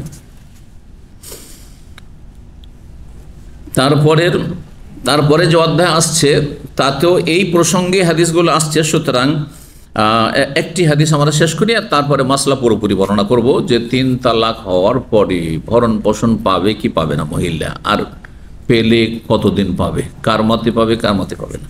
42 নম্বর অধ্যায় হচ্ছে বাবুল মোতাল্লাক। এই অধ্যায় হচ্ছে তালাক প্রাপ্ত মহিলা সম্পর্কে। এজা খসিয়া আলাইহা ফি মাসকানি যাওজা, তার স্বামীর বাড়িতে থাকলে তার জন্য আশঙ্কা রয়েছে, ক্ষয়ক্ষতির আশঙ্কা রয়েছে। কি ক্ষয়ক্ষতি? আইয়ুক্তাহমা আল্লাহ, যে তার বাড়িতে কোনো চোর ডাকাত ঢুকে যাবে, হ্যাঁ, বা ধর্ষণের শিকার হইতে পারে, এরকম আশঙ্কা আছে। আও তাবুজু আলা আহলিহা বিফাহিশা, অথবা সেই মহিলা সেখানে যদি থাকে স্বামীর বাড়িতে, তাহলে স্বামী ওই পরিবারের সদস্যদের কি করবে? অকথ্য ভাষায় কথা বলতে পারে, ভাষা খারাপ, হ্যাঁ, বদমেজাজি, সুতরাং ঝগড়া লাগিয়ে দেবে যে আমি তো থাকছি না, তো 2-4 দিন জ্বালিয়ে নি ভালো করে, এটা তো করতে পারে। তো যদি এইরকম ভয় হয় তাহলে সরিয়ে দিতে হবে। এই ছিল অধ্যায়। হাদিস নিয়ে আসছেন 5327 আর 5328। বলছেন বর্ণনা করে ওরওয়া ইবনে জুবাইর আন্না আয়েশা আনকারা যালিকা আলা ফাতেমা বিনতে কাইস। আয়েশা রাদিয়াল্লাহু তাআলা আনহা যখন ফাতেমা বিনতে কাইস বর্ণনা করলেন যে আমাকে রাসূলুল্লাহ সাল্লাল্লাহু আলাইহি ওয়াসাল্লাম 3 তালাকের পরে আমি যখন গেলাম যে আমার স্বামীর কাছ থেকে আমাকে নিয়ে দেন ভরণ পোষণ, হ্যাঁ, তখন বলে লা সুকনা লাক, তোমার সুকনা নাফকা কিছু নেই, তোমার ভরণ পোষণ নেই, যেহেতু 3 তালাক হয়ে গেছে, এখন আর ফিরাবার কোনো চান্স নেই। সেই জন্য তো আয়েশা রাদিয়াল্লাহু তাআলা না তার এই কথা প্রতিবাদ করতেন, শক্ত ভাষায় প্রত্যাখ্যান করতেন। আনকারাত মানে প্রতিবাদ করা, আনকারাত মানে প্রত্যাখ্যান করা। তাহলে এখান পর্যন্ত আমরা হাদিস যা জানলাম যে ফাতেমা বিনতে কাইসের হাদিস যদি আমরা সামনে রাখি, তাতে কি রয়েছে? 3 তালাকের পরে, হ্যাঁ, স্বামীর কাছ থেকে আর ভরণ পোষণ পাবে না। কিন্তু মা আয়েশা রাদিয়াল্লাহু তাআলা আনহার মত হচ্ছে পাবে। কতদিন পাবে? যতদিন ইদ্যত আছে। ইদ্যত পার হয়ে গেলে তো কোনো সম্পর্ক থাকে না। ইদ্যতের মধ্যে, তার কথার ইদ্যতের মধ্যে যদি ভরণ পোষণ না দেওয়া হয় তাহলে বিয়েও তো করতে পারছে না, তো তার কে দেখাশোনা করবে? তার কে খরচা চালাবে? বুঝতে পারছেন মশলাটি ভালো করে বুঝে নেন। একজন মহিলার 3 তালাক হলো, আগে মশলা বুঝেন, তারপরে 1 তালাক 2 তালাক পরে কি হবে পরে বর্ণনা করব। 3 তালাক হয়ে গেছে, 3 তালাক হওয়ার পরে সাথে সাথে কি বিয়ে বসতে পারবে না? ইদ্যত পার করতে, তাই না? প্রত্যেক তালাকের পরে ইদ্যত রয়েছে। তো তালাক প্রাপ্ত ইদ্যত যেমন শুনলেন, তো ইদ্যত পর্যন্ত এই সময়টাই কোথায় সে বাস করবে, কোথায় খাওয়া দাওয়া করবে? বাবার বাড়ি, সবার তার বাবা নেই, ভাইয়ের বাড়ি, সবার তো ভাই নেই, হ্যাঁ, তাহলে কোথায় থাকবে? রাস্তায় নেমে যাবে। এটা যুক্তিকার। আয়েশা রাদিয়াল্লাহু তাআলা থাকবে। কিন্তু ইদ্যত পার হওয়ার পরে যেহেতু এখন যে কোনো জায়গায় বিয়ে বসতে পারে, যেমন ইদ্যত পার হলে বিয়ে বসে গেল, স্বামীর ঘরে চলে গেল, সুযোগ আছে। কিন্তু এই সময়টা আপনি বিয়েও করতে শরীয়তে দিচ্ছেন না, অ্যালাউ করছেন না, আর তাকে দেখাশোনার কেউ না থাকতে পারে, আর থাকুক আর না, তো তার একটা অধিকার আছে, হ্যাঁ, যদিও ফিরিয়ে নিতে পারবে না 3 তালাক হওয়ার কারণে স্বামী, কিন্তু এর ভরণ পোষণের দায়িত্ব এতদিন চালিয়ে যেতে হবে। এটি মা আয়েশা রাদিয়াল্লাহু তাআলা আনহার বক্তব্য। পক্ষান্তরে ফাতেমা বিনতে কায়েসের হাদিস স্পষ্ট প্রমাণ করে, এবং সহিহ হাদিস, বারবার বুখারী মুসলিম বিভিন্ন হাদিসের কিতাবে রয়েছে, যে নবী সাল্লাল্লাহু আলাইহি ওয়াসাল্লামকে যখন গিয়ে অভিযোগ করলেন যে ইয়া রাসূলুল্লাহ, সামান্য আমাকে তালাক দিতে তালাক বলে সামান্য কিছু মাল সামান দিয়ে বিদায়, আর আমাকে থাকার কোনো জায়গাও দিচ্ছে না, আর আমাকে ভরণ পোষণ এই যে ইদ্যতে থাকবো আমার দিচ্ছে না। তখন নবী সাল্লাল্লাহু আলাইহি ওয়াসাল্লাম, হ্যাঁ ঠিকই, লা সুকনা লাকি ওয়ালা নাফকা, তোমার জন্য সুকনা নাফকা নেই, জি, তোমার ভরণ পোষণ নেই। এই হাদিস যদি সামনে রাখেন তাহলে কি হয়? যে না, পাবে না, ঠিক না, পাবে না। তাহলে পাবে না, দায় দায়িত্ব পালন করবে। বাবা থাকলে বাবা, যদি নিকট আত্মীয় থাকে, ভাই থাকে ভাই, ভাতিজা থাকে ভাতিজা, দেখাশোনা কেউ থাকে, নিকট আত্মীয় থাকে তাদের, চাচা থাকলে চাচার ওপর ফরজ, কেউ নেই তো সরকারের ওপর ফরজ, সরকারের ওপর ফরজ এই ক্ষেত্রে ভাতা দেওয়া, এগুলো ক্ষেত্র, জি, যাদের কি অনেক সুলতান ওয়ালি ও মাল্লা ওয়ালি আল্লাহ, হ্যাঁ, শাসক, সরকার, ওলি, অভিভাবক, ওই সব নারীদের যাদের কোনো অভিভাবক দেখাশোনার নেই, শুধু বিয়ে পড়ানোর জন্য নয়, হ্যাঁ, ভরণ পোষণ ভাতা দিয়ে সারা জীবন। এই নয় যে মহিলা চাকরি করে বেড়াইতে হবে, মহিলাকে দাসী হয়ে কারো বাড়ি কাজ করে বেড়াতে হবে, হাউসমেট হইতে হবে না, মোটেই না। মহিলাকে আল্লাহ উপার্জন করার জন্য পয়দা করেন, এটি শরীয়তের মাসলা। এইভাবে আল্লাহ নারীদেরকে সম্মানিত করেছেন। আল্লাহ যদি নারীরা কোরআন এবং হাদিসের আলোকে ইসলাম বুঝতো, তাহলে তার আল্লাহর আরো শুকরিয়ায় সিজদা লুটিয়ে পড়তো, যে আল্লাহ আমাদের কত সম্মানিত করেছেন। আর আমি একটা দিন কাজ না করলে কার ওপর ফরজ নেই আমার খাওয়া দাওয়া, আমাকেও কাজ করে খেতে হবে, হ্যাঁ, আমার যতক্ষণ শরীর চলছে কার ওপর ফরজ নাই যে আমাকে খাওয়া দাওয়া দিতে, আমার ছেলের ওপর ফরজ নেই, যদিও ছেলে ইনকাম করছে। বুঝতে পেরেছেন? তাহলে কত সম্মানিত একজন মহিলা। তো যাই হোক, কথা সেদিকে না বাড়ি, আসল মশলার দিকে আসি। এই মশলাটা শেষ করি। 3 তালাক। 3 তালাক হওয়ার পরে যেই স্বামী থেকে 3 তালাক হলো তার কাছ থেকে ভরণ পোষণ পাবে কি পাবে না, ফুকাহাদের দুটো মত রয়েছে। অধিকাংশ উলামা ইমাম কেরামদের মত হচ্ছে যে পাবে না। পাবে না। কেন পাবে না? যেহেতু এই স্বামী আর বিয়ে করার কোনো চান্স পাচ্ছে না, তো কেন ভরণ পোষণ বহন করবে? বুঝতে পারছেন না? যখন তার কাছে ফেরার কোনো চান্স নাই তখন ভরণ পোষণ দায়িত্ব তার উপর নেই। জি, কিন্তু একটি অবস্থা আছে, ইল্লা আনতাকুন হামেলান, যদি পেটে বাচ্চা থাকে। পেটে বাচ্চা, এই বাচ্চাটা কার? আগে স্বামী। আরে তোমার বাচ্চা পেটে বহন করবে আর তাকে থাকতে দেবে না, তাকে খেতে দেবে না, চলবে? কারণ তার শরীর থেকে তোমার বাচ্চা খাবার টানছে। এবার বুঝতে পেরেছেন? মাসলা ভালো করে বুঝুন। তাহলে ভরণ পোষণ পাবে না 3 তালাকের পরে মহিলা, কিন্তু পাবে কোন অবস্থায়? যদি পেটে বাচ্চা থাকে, যতদিন বাচ্চা ভূমিষ্ঠ না হবে ততদিন পর্যন্ত ভরণ পোষণ আগের স্বামী থেকে পাবে। সেই তো 9 মাস হয়ে যায়। প্রথম মাসে পজিটিভ হয়েছে, ওই মাসে তালাক দিয়েছে, 9 মাস পরে বাচ্চা, 9 মাস এই স্বামীকে খরচ চালাতে হবে। তার এই অবস্থায় বিয়েও করতে পারছেন না অন্য জায়গাতে, ঠিক না? আর তারপর তোমার বাচ্চা পেটে ধারণ করে কষ্ট করছে, পেটের বাচ্চা তোমার যখন, তখন তার দায়িত্ব তোমার। সুতরাং সে যখন বহন করছে তোমার বাচ্চাকে পেটে, সুতরাং তারও ভরণ পোষণ তোমাকে দিতে হবে। জমহুর অধিকাংশ আইম্মায়ে কেরামদের মত এটি, আর এটি হচ্ছে সঠিক মত। তাহলে এটি প্রায় সমস্ত সাহাবায়ে কেরামের মত ছিল। এর দলিল এই ফাতেমা বিনতে কায়েস রাদিয়াল্লাহু তাআলা আনহার হাদিস।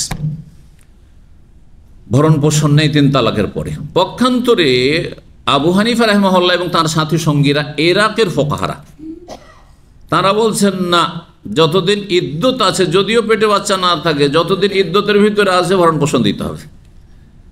এই মতটি মা আয়েশা রাদিয়াল্লাহু তাআলা আনহার ছিল, বুঝছেন না? তো এই মাসলায় এই ফুকাহাদের ইখতিলাফ রয়েছে। যদি এই ক্ষেত্রে দেখা যায় যে নারীদের একটা ফায়দা রয়েছে, যে অনেক সময় হয়তো দেখাশোনা করার তার বাবা নেই, অথবা অনেক অসৎ বাবা আছে, ভাই আছে, কিন্তু অসৎ, বোনের খরচ চালাবে না, স্ত্রীর গোলাম, ওর ফরজ যে বোনটাকে নিয়ে এসে খাওয়াইতে হবে, খাওয়াবে না, স্ত্রীর গোলামি করে। স্ত্রী বলছে না, খবরদার ওকে নিয়ে আসতে পারে না, তোমার বোনকে এখানে নিয়ে আসতে পারে, একটা দিন টিকতে দেবে না। এত খারাপ মহিলা কিছু আছে, ঠিক না?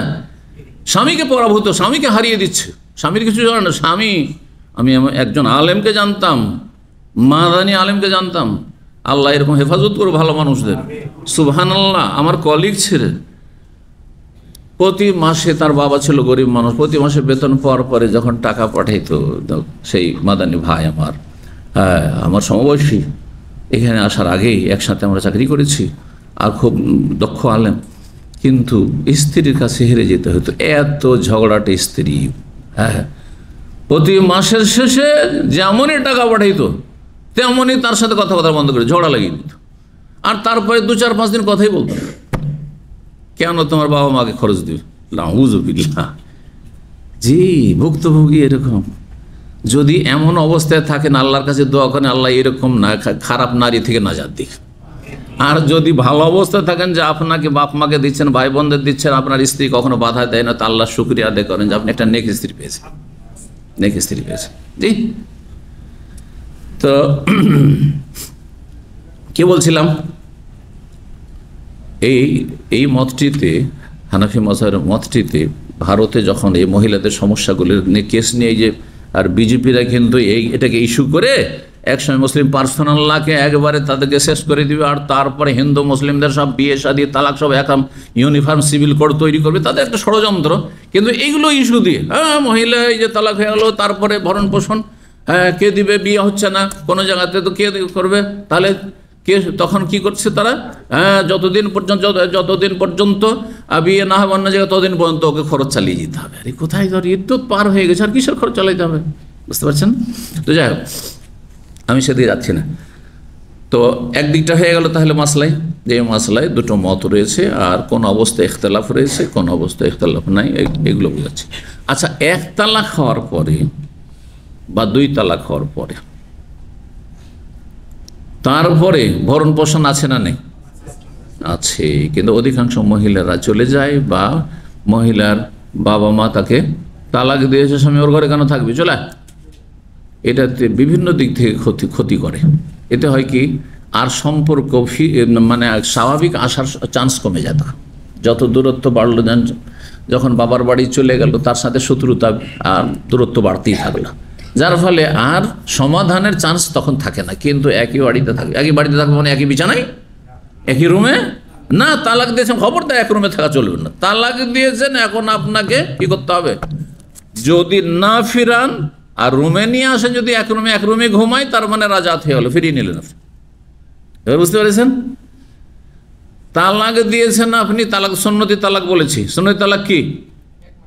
এমন পবিত্রতায় তালাক দেবেন, নাপাক অবস্থায় তালাক দেবেন না, হ্যাঁ, হাইজ অবস্থায় তালাক দেবেন। এমন পবিত্রতা, যে পবিত্রতায় সহবাস হয়নি। তালাক দেওয়ার পরে যদি ফেরাবার ইচ্ছা না থাকে, তাহলে একটি তালাক দিয়ে আপনি আলাদা থাকবেন, আপনার স্ত্রী আলাদা থাকবে, পাশের রুমে থাকবেন, আপনি এক রুমে থাকবেন, সে অন্য রুমে থাকবে, কাছাকাছি না। হ্যাঁ, নির্জনতা অবলম্বন করবেন না, এবং বা নির্জনতা এমনি করলে ফিরাতে হবে তাহলে। হ্যাঁ, আর তার সাথে আপনি শারীরিক মিলন করতে পারবেন না। হ্যাঁ, প্রয়োজনে জরুরি কথাবার্তা বলতে পারেন, কারণ আপনার বিবাহ বন্ধন এখনো আছে যেহেতু। কিন্তু আপনি ফিরাচ্ছেন না, তার মানে আপনি কি করবেন, ইদ্যত পর্যন্ত আপনার বাড়িতে তাকে রাখবেন। লা তুখরিজুহুন্না মিন বুয়ুতিহিন্না, আল্লাহ বলছেন বাড়ি থেকে বের করতে পারবেন না। আল্লাহ বলছেন আসকিনুহুন্না মিন হাইসু সাকানতুম মিন ওয়াজদিকুম, তোমাদের শক্তি সামর্থ্য অনুযায়ী তাদেরকে বাসা বাড়িয়ে দাও, বাসা দিতে হবে। এক তালাক, দুই তালাককে কোন তালাক বলা হয়? তালাক রাজঈ, মানে ফেরাবার সুযোগ আছে। শুধু এক তালাক দেওয়ার পরে ইদ্যত হচ্ছে 3 মাসিক বা 3 পবিত্রতা ধরেন। দ্বিতীয় তালাক দেওয়ার পরে ইদ্যত হচ্ছে 3 মাসিক বা 3 তোহর। হ্যাঁ, তো এতদিন পর্যন্ত কি চালাইতে হবে? হ্যাঁ, ভরণ পোষণ চালাইতে হবে। তারপরে যদি বলেন যে না, আমার ইদ্যত পার, হ্যাঁ, এখন আসে আমার স্ত্রী না, সুতরাং আমার বাড়িতে রাখবো না, হ্যাঁ, অধিকার আছে।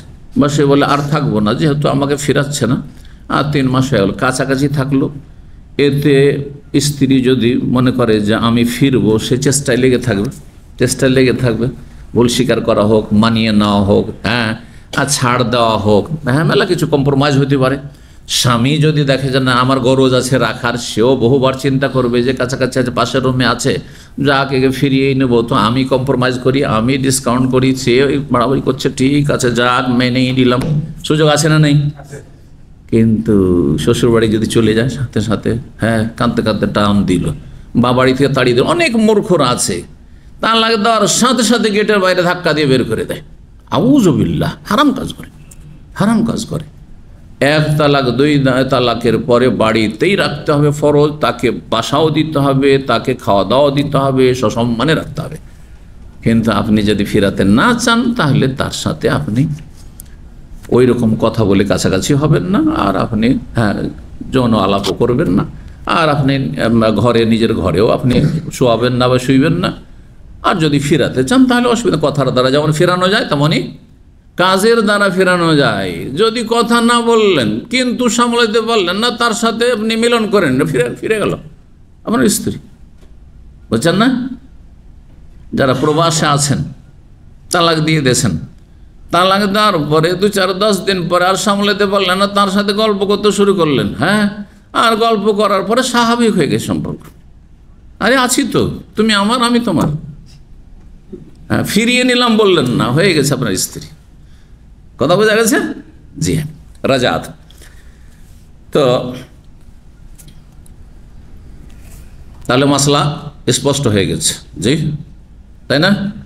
যদি 1 তালাক, 2 তালাক দিয়ে থাকেন, তাহলে ইদ্যত পর্যন্ত কি করতে হবে? ভরণ পোষণ ফরজ, হ্যাঁ, সর্বসম্মতি করবে। যদি 3 তালাক হয়ে থাকার পেটে বাচ্চা থাকে, তাহলে ভরণ পোষণ দিতে হবে সবার মতে, হানাফি, শাফি, মালিক, আমি সবার মতে পেটে বাচ্চা থাকে। 3 তালাক হয়েছে, তারপরে পেটে বাচ্চা নাই, তাহলে অধিকাংশ আইম্মা কেরামের মতে ভরণ পোষণ নেই। কেন ভরণ পোষণ নেই? যেহেতু আমার উপর ভরণ পোষণ কি করে ফরজ হবে, যেহেতু আর আমার কাছে ফিরে আসতেই পারছেন। এবার বুঝতে পেরেছেন? জি হ্যাঁ। আর এটি হচ্ছে দলিল যে ফাতেমা বিনতে কায়েস রাদিয়াল্লাহু তাআলা হাদিস, লা সুকনা লাকি ওয়ালা নাফা, তোমার ভরণ পোষণ নেই। জি। 43 নম্বর অধ্যায়ে বলছেন বাবু কওলিল্লাহ তাআলা, এই অধ্যায় হচ্ছে মহান আল্লাহর এই বাণী সম্পর্কে, বাণী তাফসীর সম্পর্কে। ওয়ালা ইয়াহিল্লু লাহুন্না, নারীদের জন্য হালাল নয়, আইয়াকতুমনা মা খালাকাল্লাহু ফি আরহামিহিন্না, তাদের পেটে, তাদের গর্ভে, তাদের জরায়ুতে যা কিছু আল্লাহ সৃষ্টি করেছেন তাকে গোপন করবে। অর্থাৎ পেটে যদি বাচ্চা থাকে তো এই কথা বলবেন না যে আমার 3 মাসিক হয়ে গেছে, হ্যাঁ, অথবা পেটে বাচ্চা নেই, হ্যাঁ, কারণ ওদের পেটে বাচ্চা বললে তাহলে তো লম্বা সময় লেগে যাবে। দু জায়গায় তাড়াতাড়ি 3 মাসিক হয়ে গেছে, মাসিক হয়নি এমনি তো বলে দিলে মাসিক হয়ে গেছে, হ্যাঁ, দিয়ে তাড়াতাড়ি করানো যায়, বিয়ে করবো, চলবে না? হারাম হবে। ওইটাই আল্লাহ বলছেন। তো বলছে মিনাল হাইদে ওয়াল হামলে, পেটে হামল মানে গর্ভধারণ আছে নাকি মাসিক হচ্ছে, এটাকে যেন গোপন না করে, যেটা সত্য সেটাই যেন প্রকাশ করে। 5329 নম্বর হাদিস বর্ণনা করেছে মায়েশা রাদিয়াল্লাহু তাআলা আনহা, তিনি বলেন লাম্মা আরাদা রাসূলুল্লাহ সাল্লাল্লাহু আলাইহি ওয়াসাল্লাম আইয়ান ফেরা, রাসূলুল্লাহ সাল্লাল্লাহু আলাইহি ওয়াসাল্লাম বিদায় হজ শেষে যখন রওনা দেওয়ার মনস্থ করলেন, এখন চলে আসো কয় তারিখে? 13 তারিখের দিন বিকেলবেলা শেষ পাথর মেরে নবী সাল্লাল্লাহু আলাইহি ওয়াসাল্লাম আসলেন মুহাসসাব নামক স্থানে অবস্থান করলেন, যেটা মাহবেদা এলাকায় রয়েছে। মক্কা থেকে আপনার যে মোয়াল্লা এলাকা থেকে বেশ কিছু এগিয়ে গিয়ে যখন আপনি মেনার দিকে যাবেন, মাহবেদা একটা মহল্লা রয়েছে, ওই জায়গায় এর আগে হজের পর্বে বিস্তারিত আলোচনা করেছি। সেখানে একটি জায়গায় অবস্থান করলেন, মুহাসসাব রাত কাটালেন। আর মা আয়েশা রাদিয়াল্লাহু তাআলা আনহাকে তানিম মসজিদে উমরা করতে পাঠালেন ভাইয়ের সাথে, যেহেতু তার উমরা সেপারেট হয়নি মাসিকের কারণে। আর তারপরে রাতারাতি ভোর রাত্রে নবী সাল্লাল্লাহু আলাইহি সাল্লাম বিদায় তওয়াফ করে আসলেন। আর তওয়াফ করে আসার পরে সকাল সকাল সেখান থেকে রওনা দেওয়ার জন্য ইচ্ছুক হইলেন। রাত্রে আমরা চলে যাব, এখন সকাল সকাল বেরিয়ে যাব। তো বলছে এজা সাফিয়া তো আল্লাহ বাবে খেবাইহা, দেখছেন যে সাফিয়া রাদিয়াল্লাহু তাআলা তার তাঁবুর দরজায় বিষণ্ণ অবস্থায় রয়েছেন, কাইবাতুন, উদ্বিগ্ন রয়েছেন। কাইবা মানে বড় মনটা খারাপ, খুব মন খারাপ সাফিয়া রাদিয়াল্লাহু তাআলা আনহা। কে সাফিয়া? নবী সাল্লাল্লাহু আলাইহি ওয়াসাল্লামের সহধর্মিণী, জি, ইহুদি বংশের ছিলেন। ফাকাল আল্লাহ আকরা ও হালকা, তখন নবী সাল্লাল্লাহু আলাইহি ওয়াসাল্লাম বললেন যে তুমি সর্বনাশ করলে। আকরা ফাকারুহা থেকে, হ্যাঁ, জখম করা, জখম হওয়া, হ্যাঁ, উষ্টি সম্পর্কে আছে না সূরা আশ-শামস ওয়া দুহা, হ্যাঁ, এযিম বাসা আশকাহা ফাকাল আলাইহিম রাসূলুল্লাহ নাকাতাল ওয়া সুকিহা ফাকাযাবুহু ফাকারুহা। হালকা, হালাকা ইয়াহলুকু, মাথা মুন্ডন করা, মাথা মুন্ডন করা, মাথা মুন্ডন কারো যদি বিনা কারণে মাথা মুন্ডন হয় তো ভালো ভালো নয়। তো আকরা হালকা আরবরা বলতো মানে, হ্যাঁ, তুমি সর্বনাশ কি করলে তুমি, হ্যাঁ, মানে জানতে পারলেন যে মাসিক হয়ে গেছে। কি হয়েছে? মাসিক হয়ে গেছে। নবী সাল্লাল্লাহু আলাইহি ওয়াসাল্লাম বলছেন মাসিক হয়ে গেছে। আর এ তওয়াফে ইফাজা 10 তারিখে যে তওয়াফ, ওই তওয়াফও সারেনি মহিলা মানুষ। এখন আমরা এই সকাল সকাল ভোরে ফজরে বেরিয়ে যাব ভাবছিলাম মদিনার উদ্দেশ্যে, আর এখন তো এই মাসিক 1 সপ্তাহ 10 দিন যদি থাকতো আমাদের সবকে বসিয়ে রাখবে, আমাকে থাকতে হবে স্বামী হিসাবে। তখন সাহাবায়ে কেন সবাইকে বাধ্যতামূলক এখান থেকে যেতে হবে, কেউ তো যাবে না আমাকে ছেড়ে, বুঝতে পারছেন? তো আরবদের এগুলো পরিভাষা, উদ্দেশ্য এই নয় যে সে ক্ষতিগ্রস্ত হোক। ইন্নাকে লাহাবেসাতুনা, মনে হচ্ছে যে তুমি আমাদেরকে বাধাগ্রস্ত করবে এই সফর থেকে। তারপরে জিজ্ঞেস করলেন আকুনতে আফাজতে ইয়াউমান নাহার, তুমি কি কুরবানির দিনে 10 তারিখে তওয়াফে ইফাজা করেছো, তওয়াফে জিয়ারা যে ফরজ তওয়াফ সেটি করেছো? কালাত নাম, তিনি বলেন হ্যাঁ করেছি। অন্য রিওয়ায়াত আছে মা আয়েশা রাদিয়াল্লাহু তাআলা আনহা বলছেন ইয়া রাসূলুল্লাহ, ও তো 10 তারিখে তওয়াফ করেছে আমাদের সাথে। তাহলে বোঝা গেল যে নবী সাল্লাল্লাহু আলাইহি ওয়াসাল্লাম সাহাবায়ে কেরামদেরকে নিয়ে এত ব্যস্ত থাকতেন যে স্ত্রীদেরকে সাথে নিয়ে তওয়াফ করেননি। স্ত্রীরা তাদের মাহরাম, তাদের আত্মীয় যারা নিকটাত্মীয় মাহরাম সহ তারা তওয়াফ সেরেছে, আমলগুলো সেরেছে। যদি এমন পরিস্থিতি হয় ব্যস্ত মানুষের জন্য, বড় বড় মানুষের বড় ব্যস্ততা রয়েছে, ব্যস্ততা যে স্ত্রী আছে, মেয়েরা আছে, কিন্তু আমি শান্তি দিতে পারছি না, এর চাইতে বড় ব্যস্ততা হচ্ছে দিনের কাজ করা, দাওয়াতি কাজ করা, আমার ছাড়া সেটা কাজ হবে না। কিন্তু এই কাজের জন্য সাথে নিয়ে গিয়ে মেয়েদেরকে বা পরিবারের যারা মহিলারা আছে তাদেরকে নিয়ে তওয়াফ করা, সাই করা, এর জন্য আমার ছেলেরা আছে, আমার হয়তো শ্যালকরা আছে যারা মাহরাম, তো চলবে, কোনো অসুবিধা নেই, বুঝতে পারছেন না? জি, এটাও প্রমাণ করে। তো মা আয়েশা বললেন, আর তাকে যখন জিজ্ঞাসা করা হলো যে হ্যাঁ তুমি কি 10 তারিখে তওয়াফ করেছো, বলছে হ্যাঁ করেছি, তখন বললেন নবী সাল্লাল্লাহু আলাইহি ওয়াসাল্লাম ফান ফেরি এজান, তাহলে রওনা দিয়ে দাও, তাহলে আর অসুবিধা নেই। তার মানে যদি মাসিক চলে আসে আর বিদায় তওয়াফ শুধু বাকি থাকে, হ্যাঁ ফরজ তওয়াফ হয়ে গেছে, সাফা মারওয়া সাই হয়ে গেছে, কি বাকি আছে শুধু বিদায় তওয়াফ, তাহলে সেই ক্ষেত্রে হ্যাঁ হজে আসা মহিলাদের আল্লাহ ডিসকাউন্ট করেছেন, ছাড় দিয়েছেন, কি যে তওয়াফে বেদা বিদায় তওয়াফ ওয়াজিব, কিন্তু একমাত্র ওয়াজিব কার জন্য নয়, ঋতুবতী মহিলা, মাসিক যদি চলে আসে তো ওয়াজিব না, তার জন্য ছাড় আছে, এমনিতে বিদায় হয়ে যাবে। জি, হজের ক্ষেত্রে, উমরার ক্ষেত্রে বিদায় তওয়াফ বলে কিছু নবী সাল্লাল্লাহু আলাইহি ওয়াসাল্লাম সাহাবায়ে কেরাম থেকে প্রমাণিত নয়, কিন্তু কেউ যদি করে তো নফল, সেটি নফল হিসাবে, এটা শরীয়তের মাসলা বলার দরকার নেই যে উমরা যাচ্ছেন বিদায় তওয়াফ করেন, কোথায় আছে? আজকাল কিছু বক্তারা এরকম ফতোয়া দিচ্ছে, কিন্তু সেই জন্য বলছি আর কি। তো 40 নম্বর অধ্যায় বলছেন, বাবুনি অধ্যায় অবউলাতুন আহাক্কু বিরাদ্দিহিন্না, তাদের স্বামীরা, তালাক প্রাপ্ত নারীদের স্বামীরা তাদেরকে ফিরিয়ে নেওয়ার বেশি হক রাখে, যদি ফিরিয়ে নেওয়ার সুযোগ থাকে। ফিরিয়ে নেওয়ার সুযোগ কতদিন আছে?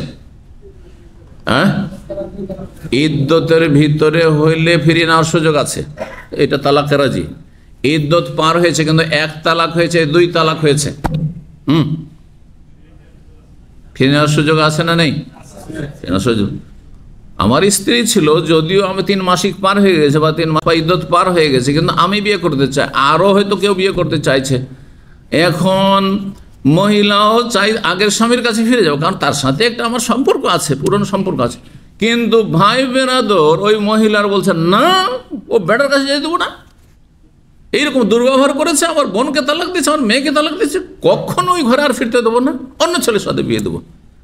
এই ক্ষেত্রে আল্লাহ বলছেন না, আগের স্বামী বেশি হক রাখে, হ্যাঁ এরকম বাধা দিও না। যদি তোমার মেয়ে বলে যে আমি আমার স্বামীর কাছে ফিরে যাব, তো ফিরতে দাও। বুঝতে পারছেন না? জি, সূরা বাকারা 228 নম্বর আয়াত।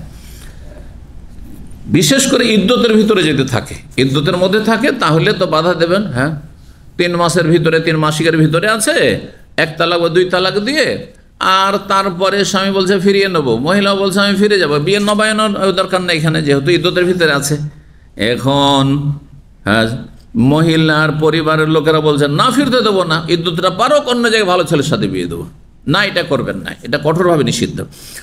আর যেটা দ্বিতীয় অবস্থা বললেন, ইদ্যত পার হওয়ার পরে যে কোনো মানুষকে বিয়ে দিতে পারেন, কিন্তু আপনার মেয়ের বা বোনের মতের বিপক্ষে না, তার মতামত নিয়ে, সেটা প্রাধান্য পাবে।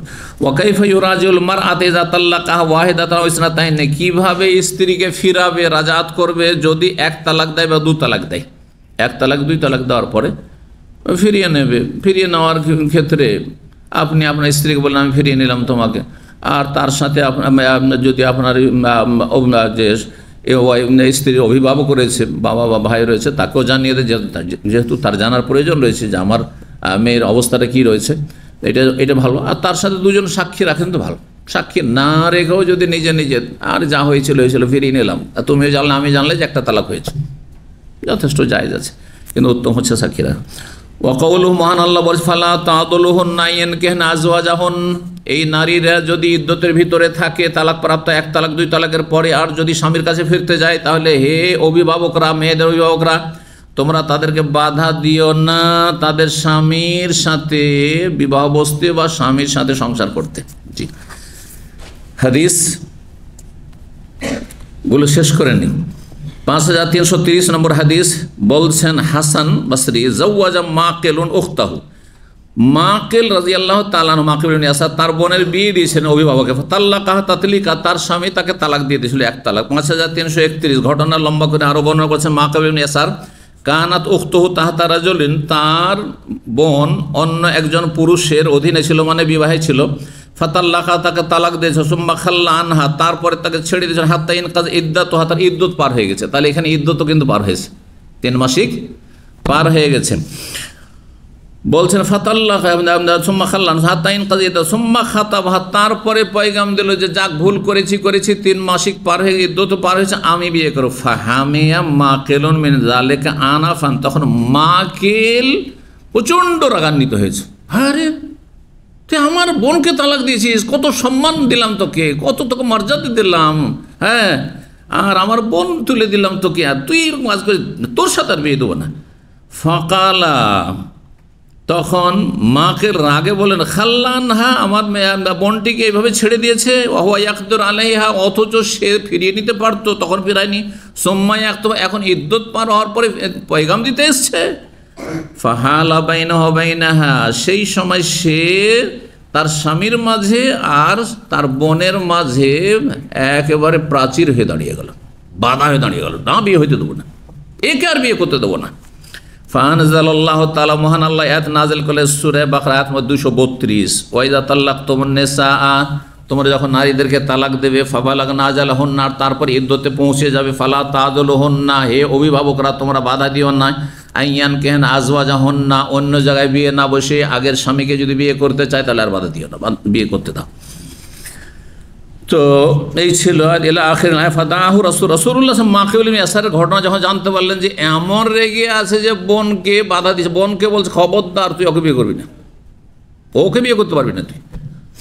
তো রাসূলুল্লাহ সাল্লাল্লাহু আলাইহি ওয়াসাল্লাম মাকেলকে বোঝাবার জন্য ডেকে পাঠালেন, ফাকার আলাইহি, আয়াতটি পড়ে শোনালেন, ফাতারাকাল হামিয়াতা ওয়াস্তাকাদ আলী আমরে, তখন এই আয়াতের কথা শুনে, আয়াতের তাফসীর শুনে তিনি তার রাগকে পরিহার করলেন আর ওয়াস্তাকাদ আলী আমরিল্লাহ, আল্লাহর নির্দেশের সামনে অনুগত হয়ে গেলেন, ঝুঁকে গেলেন। জি, 5332 নম্বর হাদিস বর্ণনা করছেন আব্দুল্লাহ বিন ওমর রাদিয়াল্লাহু তাআলা আনহুমা, বলছেন যে তাল্লাকা ইমরাতাহু, তিনি তালাক দিয়েছিলেন তার স্ত্রীকে ঋতুবতী অবস্থায়, ঘটনা এর আগে পড়ায়, তাতে কাদার ভাই এক তালাক। ফামার রাসূলুল্লাহ, তাকে ফিরিয়ে নিতে বললেন, তারপর নিজের কাছে রাখতে বললেন, তারপরে পবিত্র হইতে দিতে বললেন, সুম্মাতায় তারপর আর এক মাসিক আসতে বললেন, ইন্দা হাইজাতান ওখরা, দ্বিতীয় মাসিক হলো, সুম্মা ইউমহিলুহা, তারপরে ছেড়ে দিই, হাত্তা তাথরা মিন হাইজিহা, মাসিক থেকে আবার পাক হোক, ফাইজা আরাদা ইউতাল্লিকাহা, তারপরে যদি তালাক দিতে চায় তাহলে তালাক দিক, হিনা তাতহুরু, পবিত্র হওয়ার পরে পরেই, মিন কাবলা ইউজামিয়া, সহবাসের পূর্বে, যাতে বাচ্চা গর্ভধারণের সম্ভাবনা না থাকে। ফাতিলকাল ইদ্দা, এই হচ্ছে ইদ্যত আল্লাতি আমার আল্লাহ নির্দেশ দিয়ে আইয়ুতাল্লাকা লাহান নিসা, যে নারীদেরকে এইভাবে তালাক দেবে। ওয়াকান আব্দুল্লাহ, এই আব্দুল্লাহ বিন ওমরকে যখন জিজ্ঞাসা করা হতো এই মর্মে, কাল আলী আহাদিম, তখন তিনি বলতেন কাউকে, ইন কুনতা তাল্লাকতাহা সালাসান ফাকাদ হারামাত আলাইক, তুমি যদি, তিনি বলতেন 3 তালাক যদি দিয়ে থাকো স্ত্রীকে, তাহলে তোমার উপরে হারাম হয়ে গেছে, সেই স্ত্রী ফিরাতে পারবে না, হাত্তা তানকাহা যাওজান, যতক্ষণ অন্য স্বামীর সাথে বিয়ে না বসবে, সহবাস না হবে, তারপরে যদি স্বেচ্ছায় তালাক দেয়। অন্য রিওয়ায়াত বর্ণনা করেছেন ইবনে ওমর, লাউ তাল্লাকতা মাররাতান ওয়া মাররা, তুমি যদি 1 বা 2 তালাক দিতে, তাহলে ফাইনান নবী আমারানি বিহাযা, নবী সাল্লাল্লাহু আলাইহি ওয়াসাল্লাম আমাকে ফিরিয়ে নিতে বলেছেন, কিন্তু 3 তালাক দেওয়ার পরে ফিরিয়ে নেওয়া যায় না। সর্বশেষ অধ্যায় 45 নম্বর বলছে বাবু মুরাজাতিল হাইজ, এই অধ্যায় হচ্ছে ঋতুবতী মহিলাকে তালাক কেউ যদি দিয়ে দেয় অজ্ঞতাবশত বা ইসলাম বিরোধিতা করে, কারণ মাসিক অবস্থায় তালাক দেওয়া হ্যাঁ হারাম, এই হারাম তালাক কেউ যদি দিয়ে দেয় তাহলেও কি করতে হবে, ফিরিয়ে নিতে হয়। 5333 নম্বর হাদিস বর্ণনা করছেন ইউনুস বিন জুবায়ের, বলছেন আমি জিজ্ঞেস করলাম আব্দুল্লাহ বিন ওমরকে, তিনি বললেন তাল্লাকা ইবনে ওমর ইমরাতাহু, তার নিজের কথা বলছেন, ইবনে ওমর আমি নিজে স্ত্রীকে তালাক দিয়েছি, ওয়া হুয়া হাইজুন, স্ত্রী তখন ঋতুবতী ছিল। ফাসাল আমার আব্বা গিয়ে নবী সাল্লাল্লাহু আলাইহি ওয়াসাল্লাম জিজ্ঞেস করলেন, তখন বললেন নবী সাল্লাল্লাহু আলাইহি ওয়াসাল্লাম, মুরহু, তোমার ছেলেকে বলো আব্দুল্লাহকে, ইউরাজিহা, তাকে ফিরিয়ে নিক, সুম্মা ইউতাল্লিকু মিন কবুল ইদ্দাতিহা, তারপরে তাকে তালাক দিক ইদ্যতের প্রথমখানে। এই হাদিস প্রমাণ করে ইদ্যতের প্রথমখানে মানে এখানে ইদ্যত মানে তোহর, তাহলে এটা হচ্ছে শাফি মযহাবের দলিল যে কোরো বা ইদ্যত হচ্ছে পবিত্রতা। বলতো তখন আমি বললাম, আফাতা দেবে তিলকা তাতিলিকা, ওই তালাকটা কি গণ্য হবে, মাসিক অবস্থায় তালাক দিলে কি গণ্য হবে বা হয়েছে? আল্লাহ তখন বলেছে, আর আচ্ছা বলো তো, ইন আজাজা ওয়াস্তামা, কোনো মানুষ যদি অক্ষমতার পরিচয় দেয় আর আহমকির পরিচয় দেয়, ওয়াস্তাহমাকা, যদি বোকামি করে, তো তার সেজন্য তালাক হবে না, তার মানে তালাক হয়ে যাবে। কিন্তু মাসিক অবস্থায় তালাক হবে কি হবে না বড় ইখতিলাফ রয়েছে, এর আগে বর্ণনা করে দিচ্ছি, আর বর্ণনা করার প্রয়োজন নাই, অধিকাংশদের কাছে হয়ে যাবে। কিন্তু অনেক বিজ্ঞ ওলামারা বলেছেন যে মাসিক অবস্থার তালাক যেহেতু বেদাতি তালাক, হারাম তালাক, নাজাইজ তালাক, বিশেষ করে শেখ ইবনে তাইমিয়া রাহিমাহুল্লাহ তিনি বলছেন যে না, এই তালাক হবে না। আল্লাহু তাআলা আলাম। ওয়া সাল্লাল্লাহু ওয়া সাল্লাম আলা নবিয়িনা মুহাম্মদ ওয়া আলা আলিহি ওয়া সাহবিহি আজমাইন।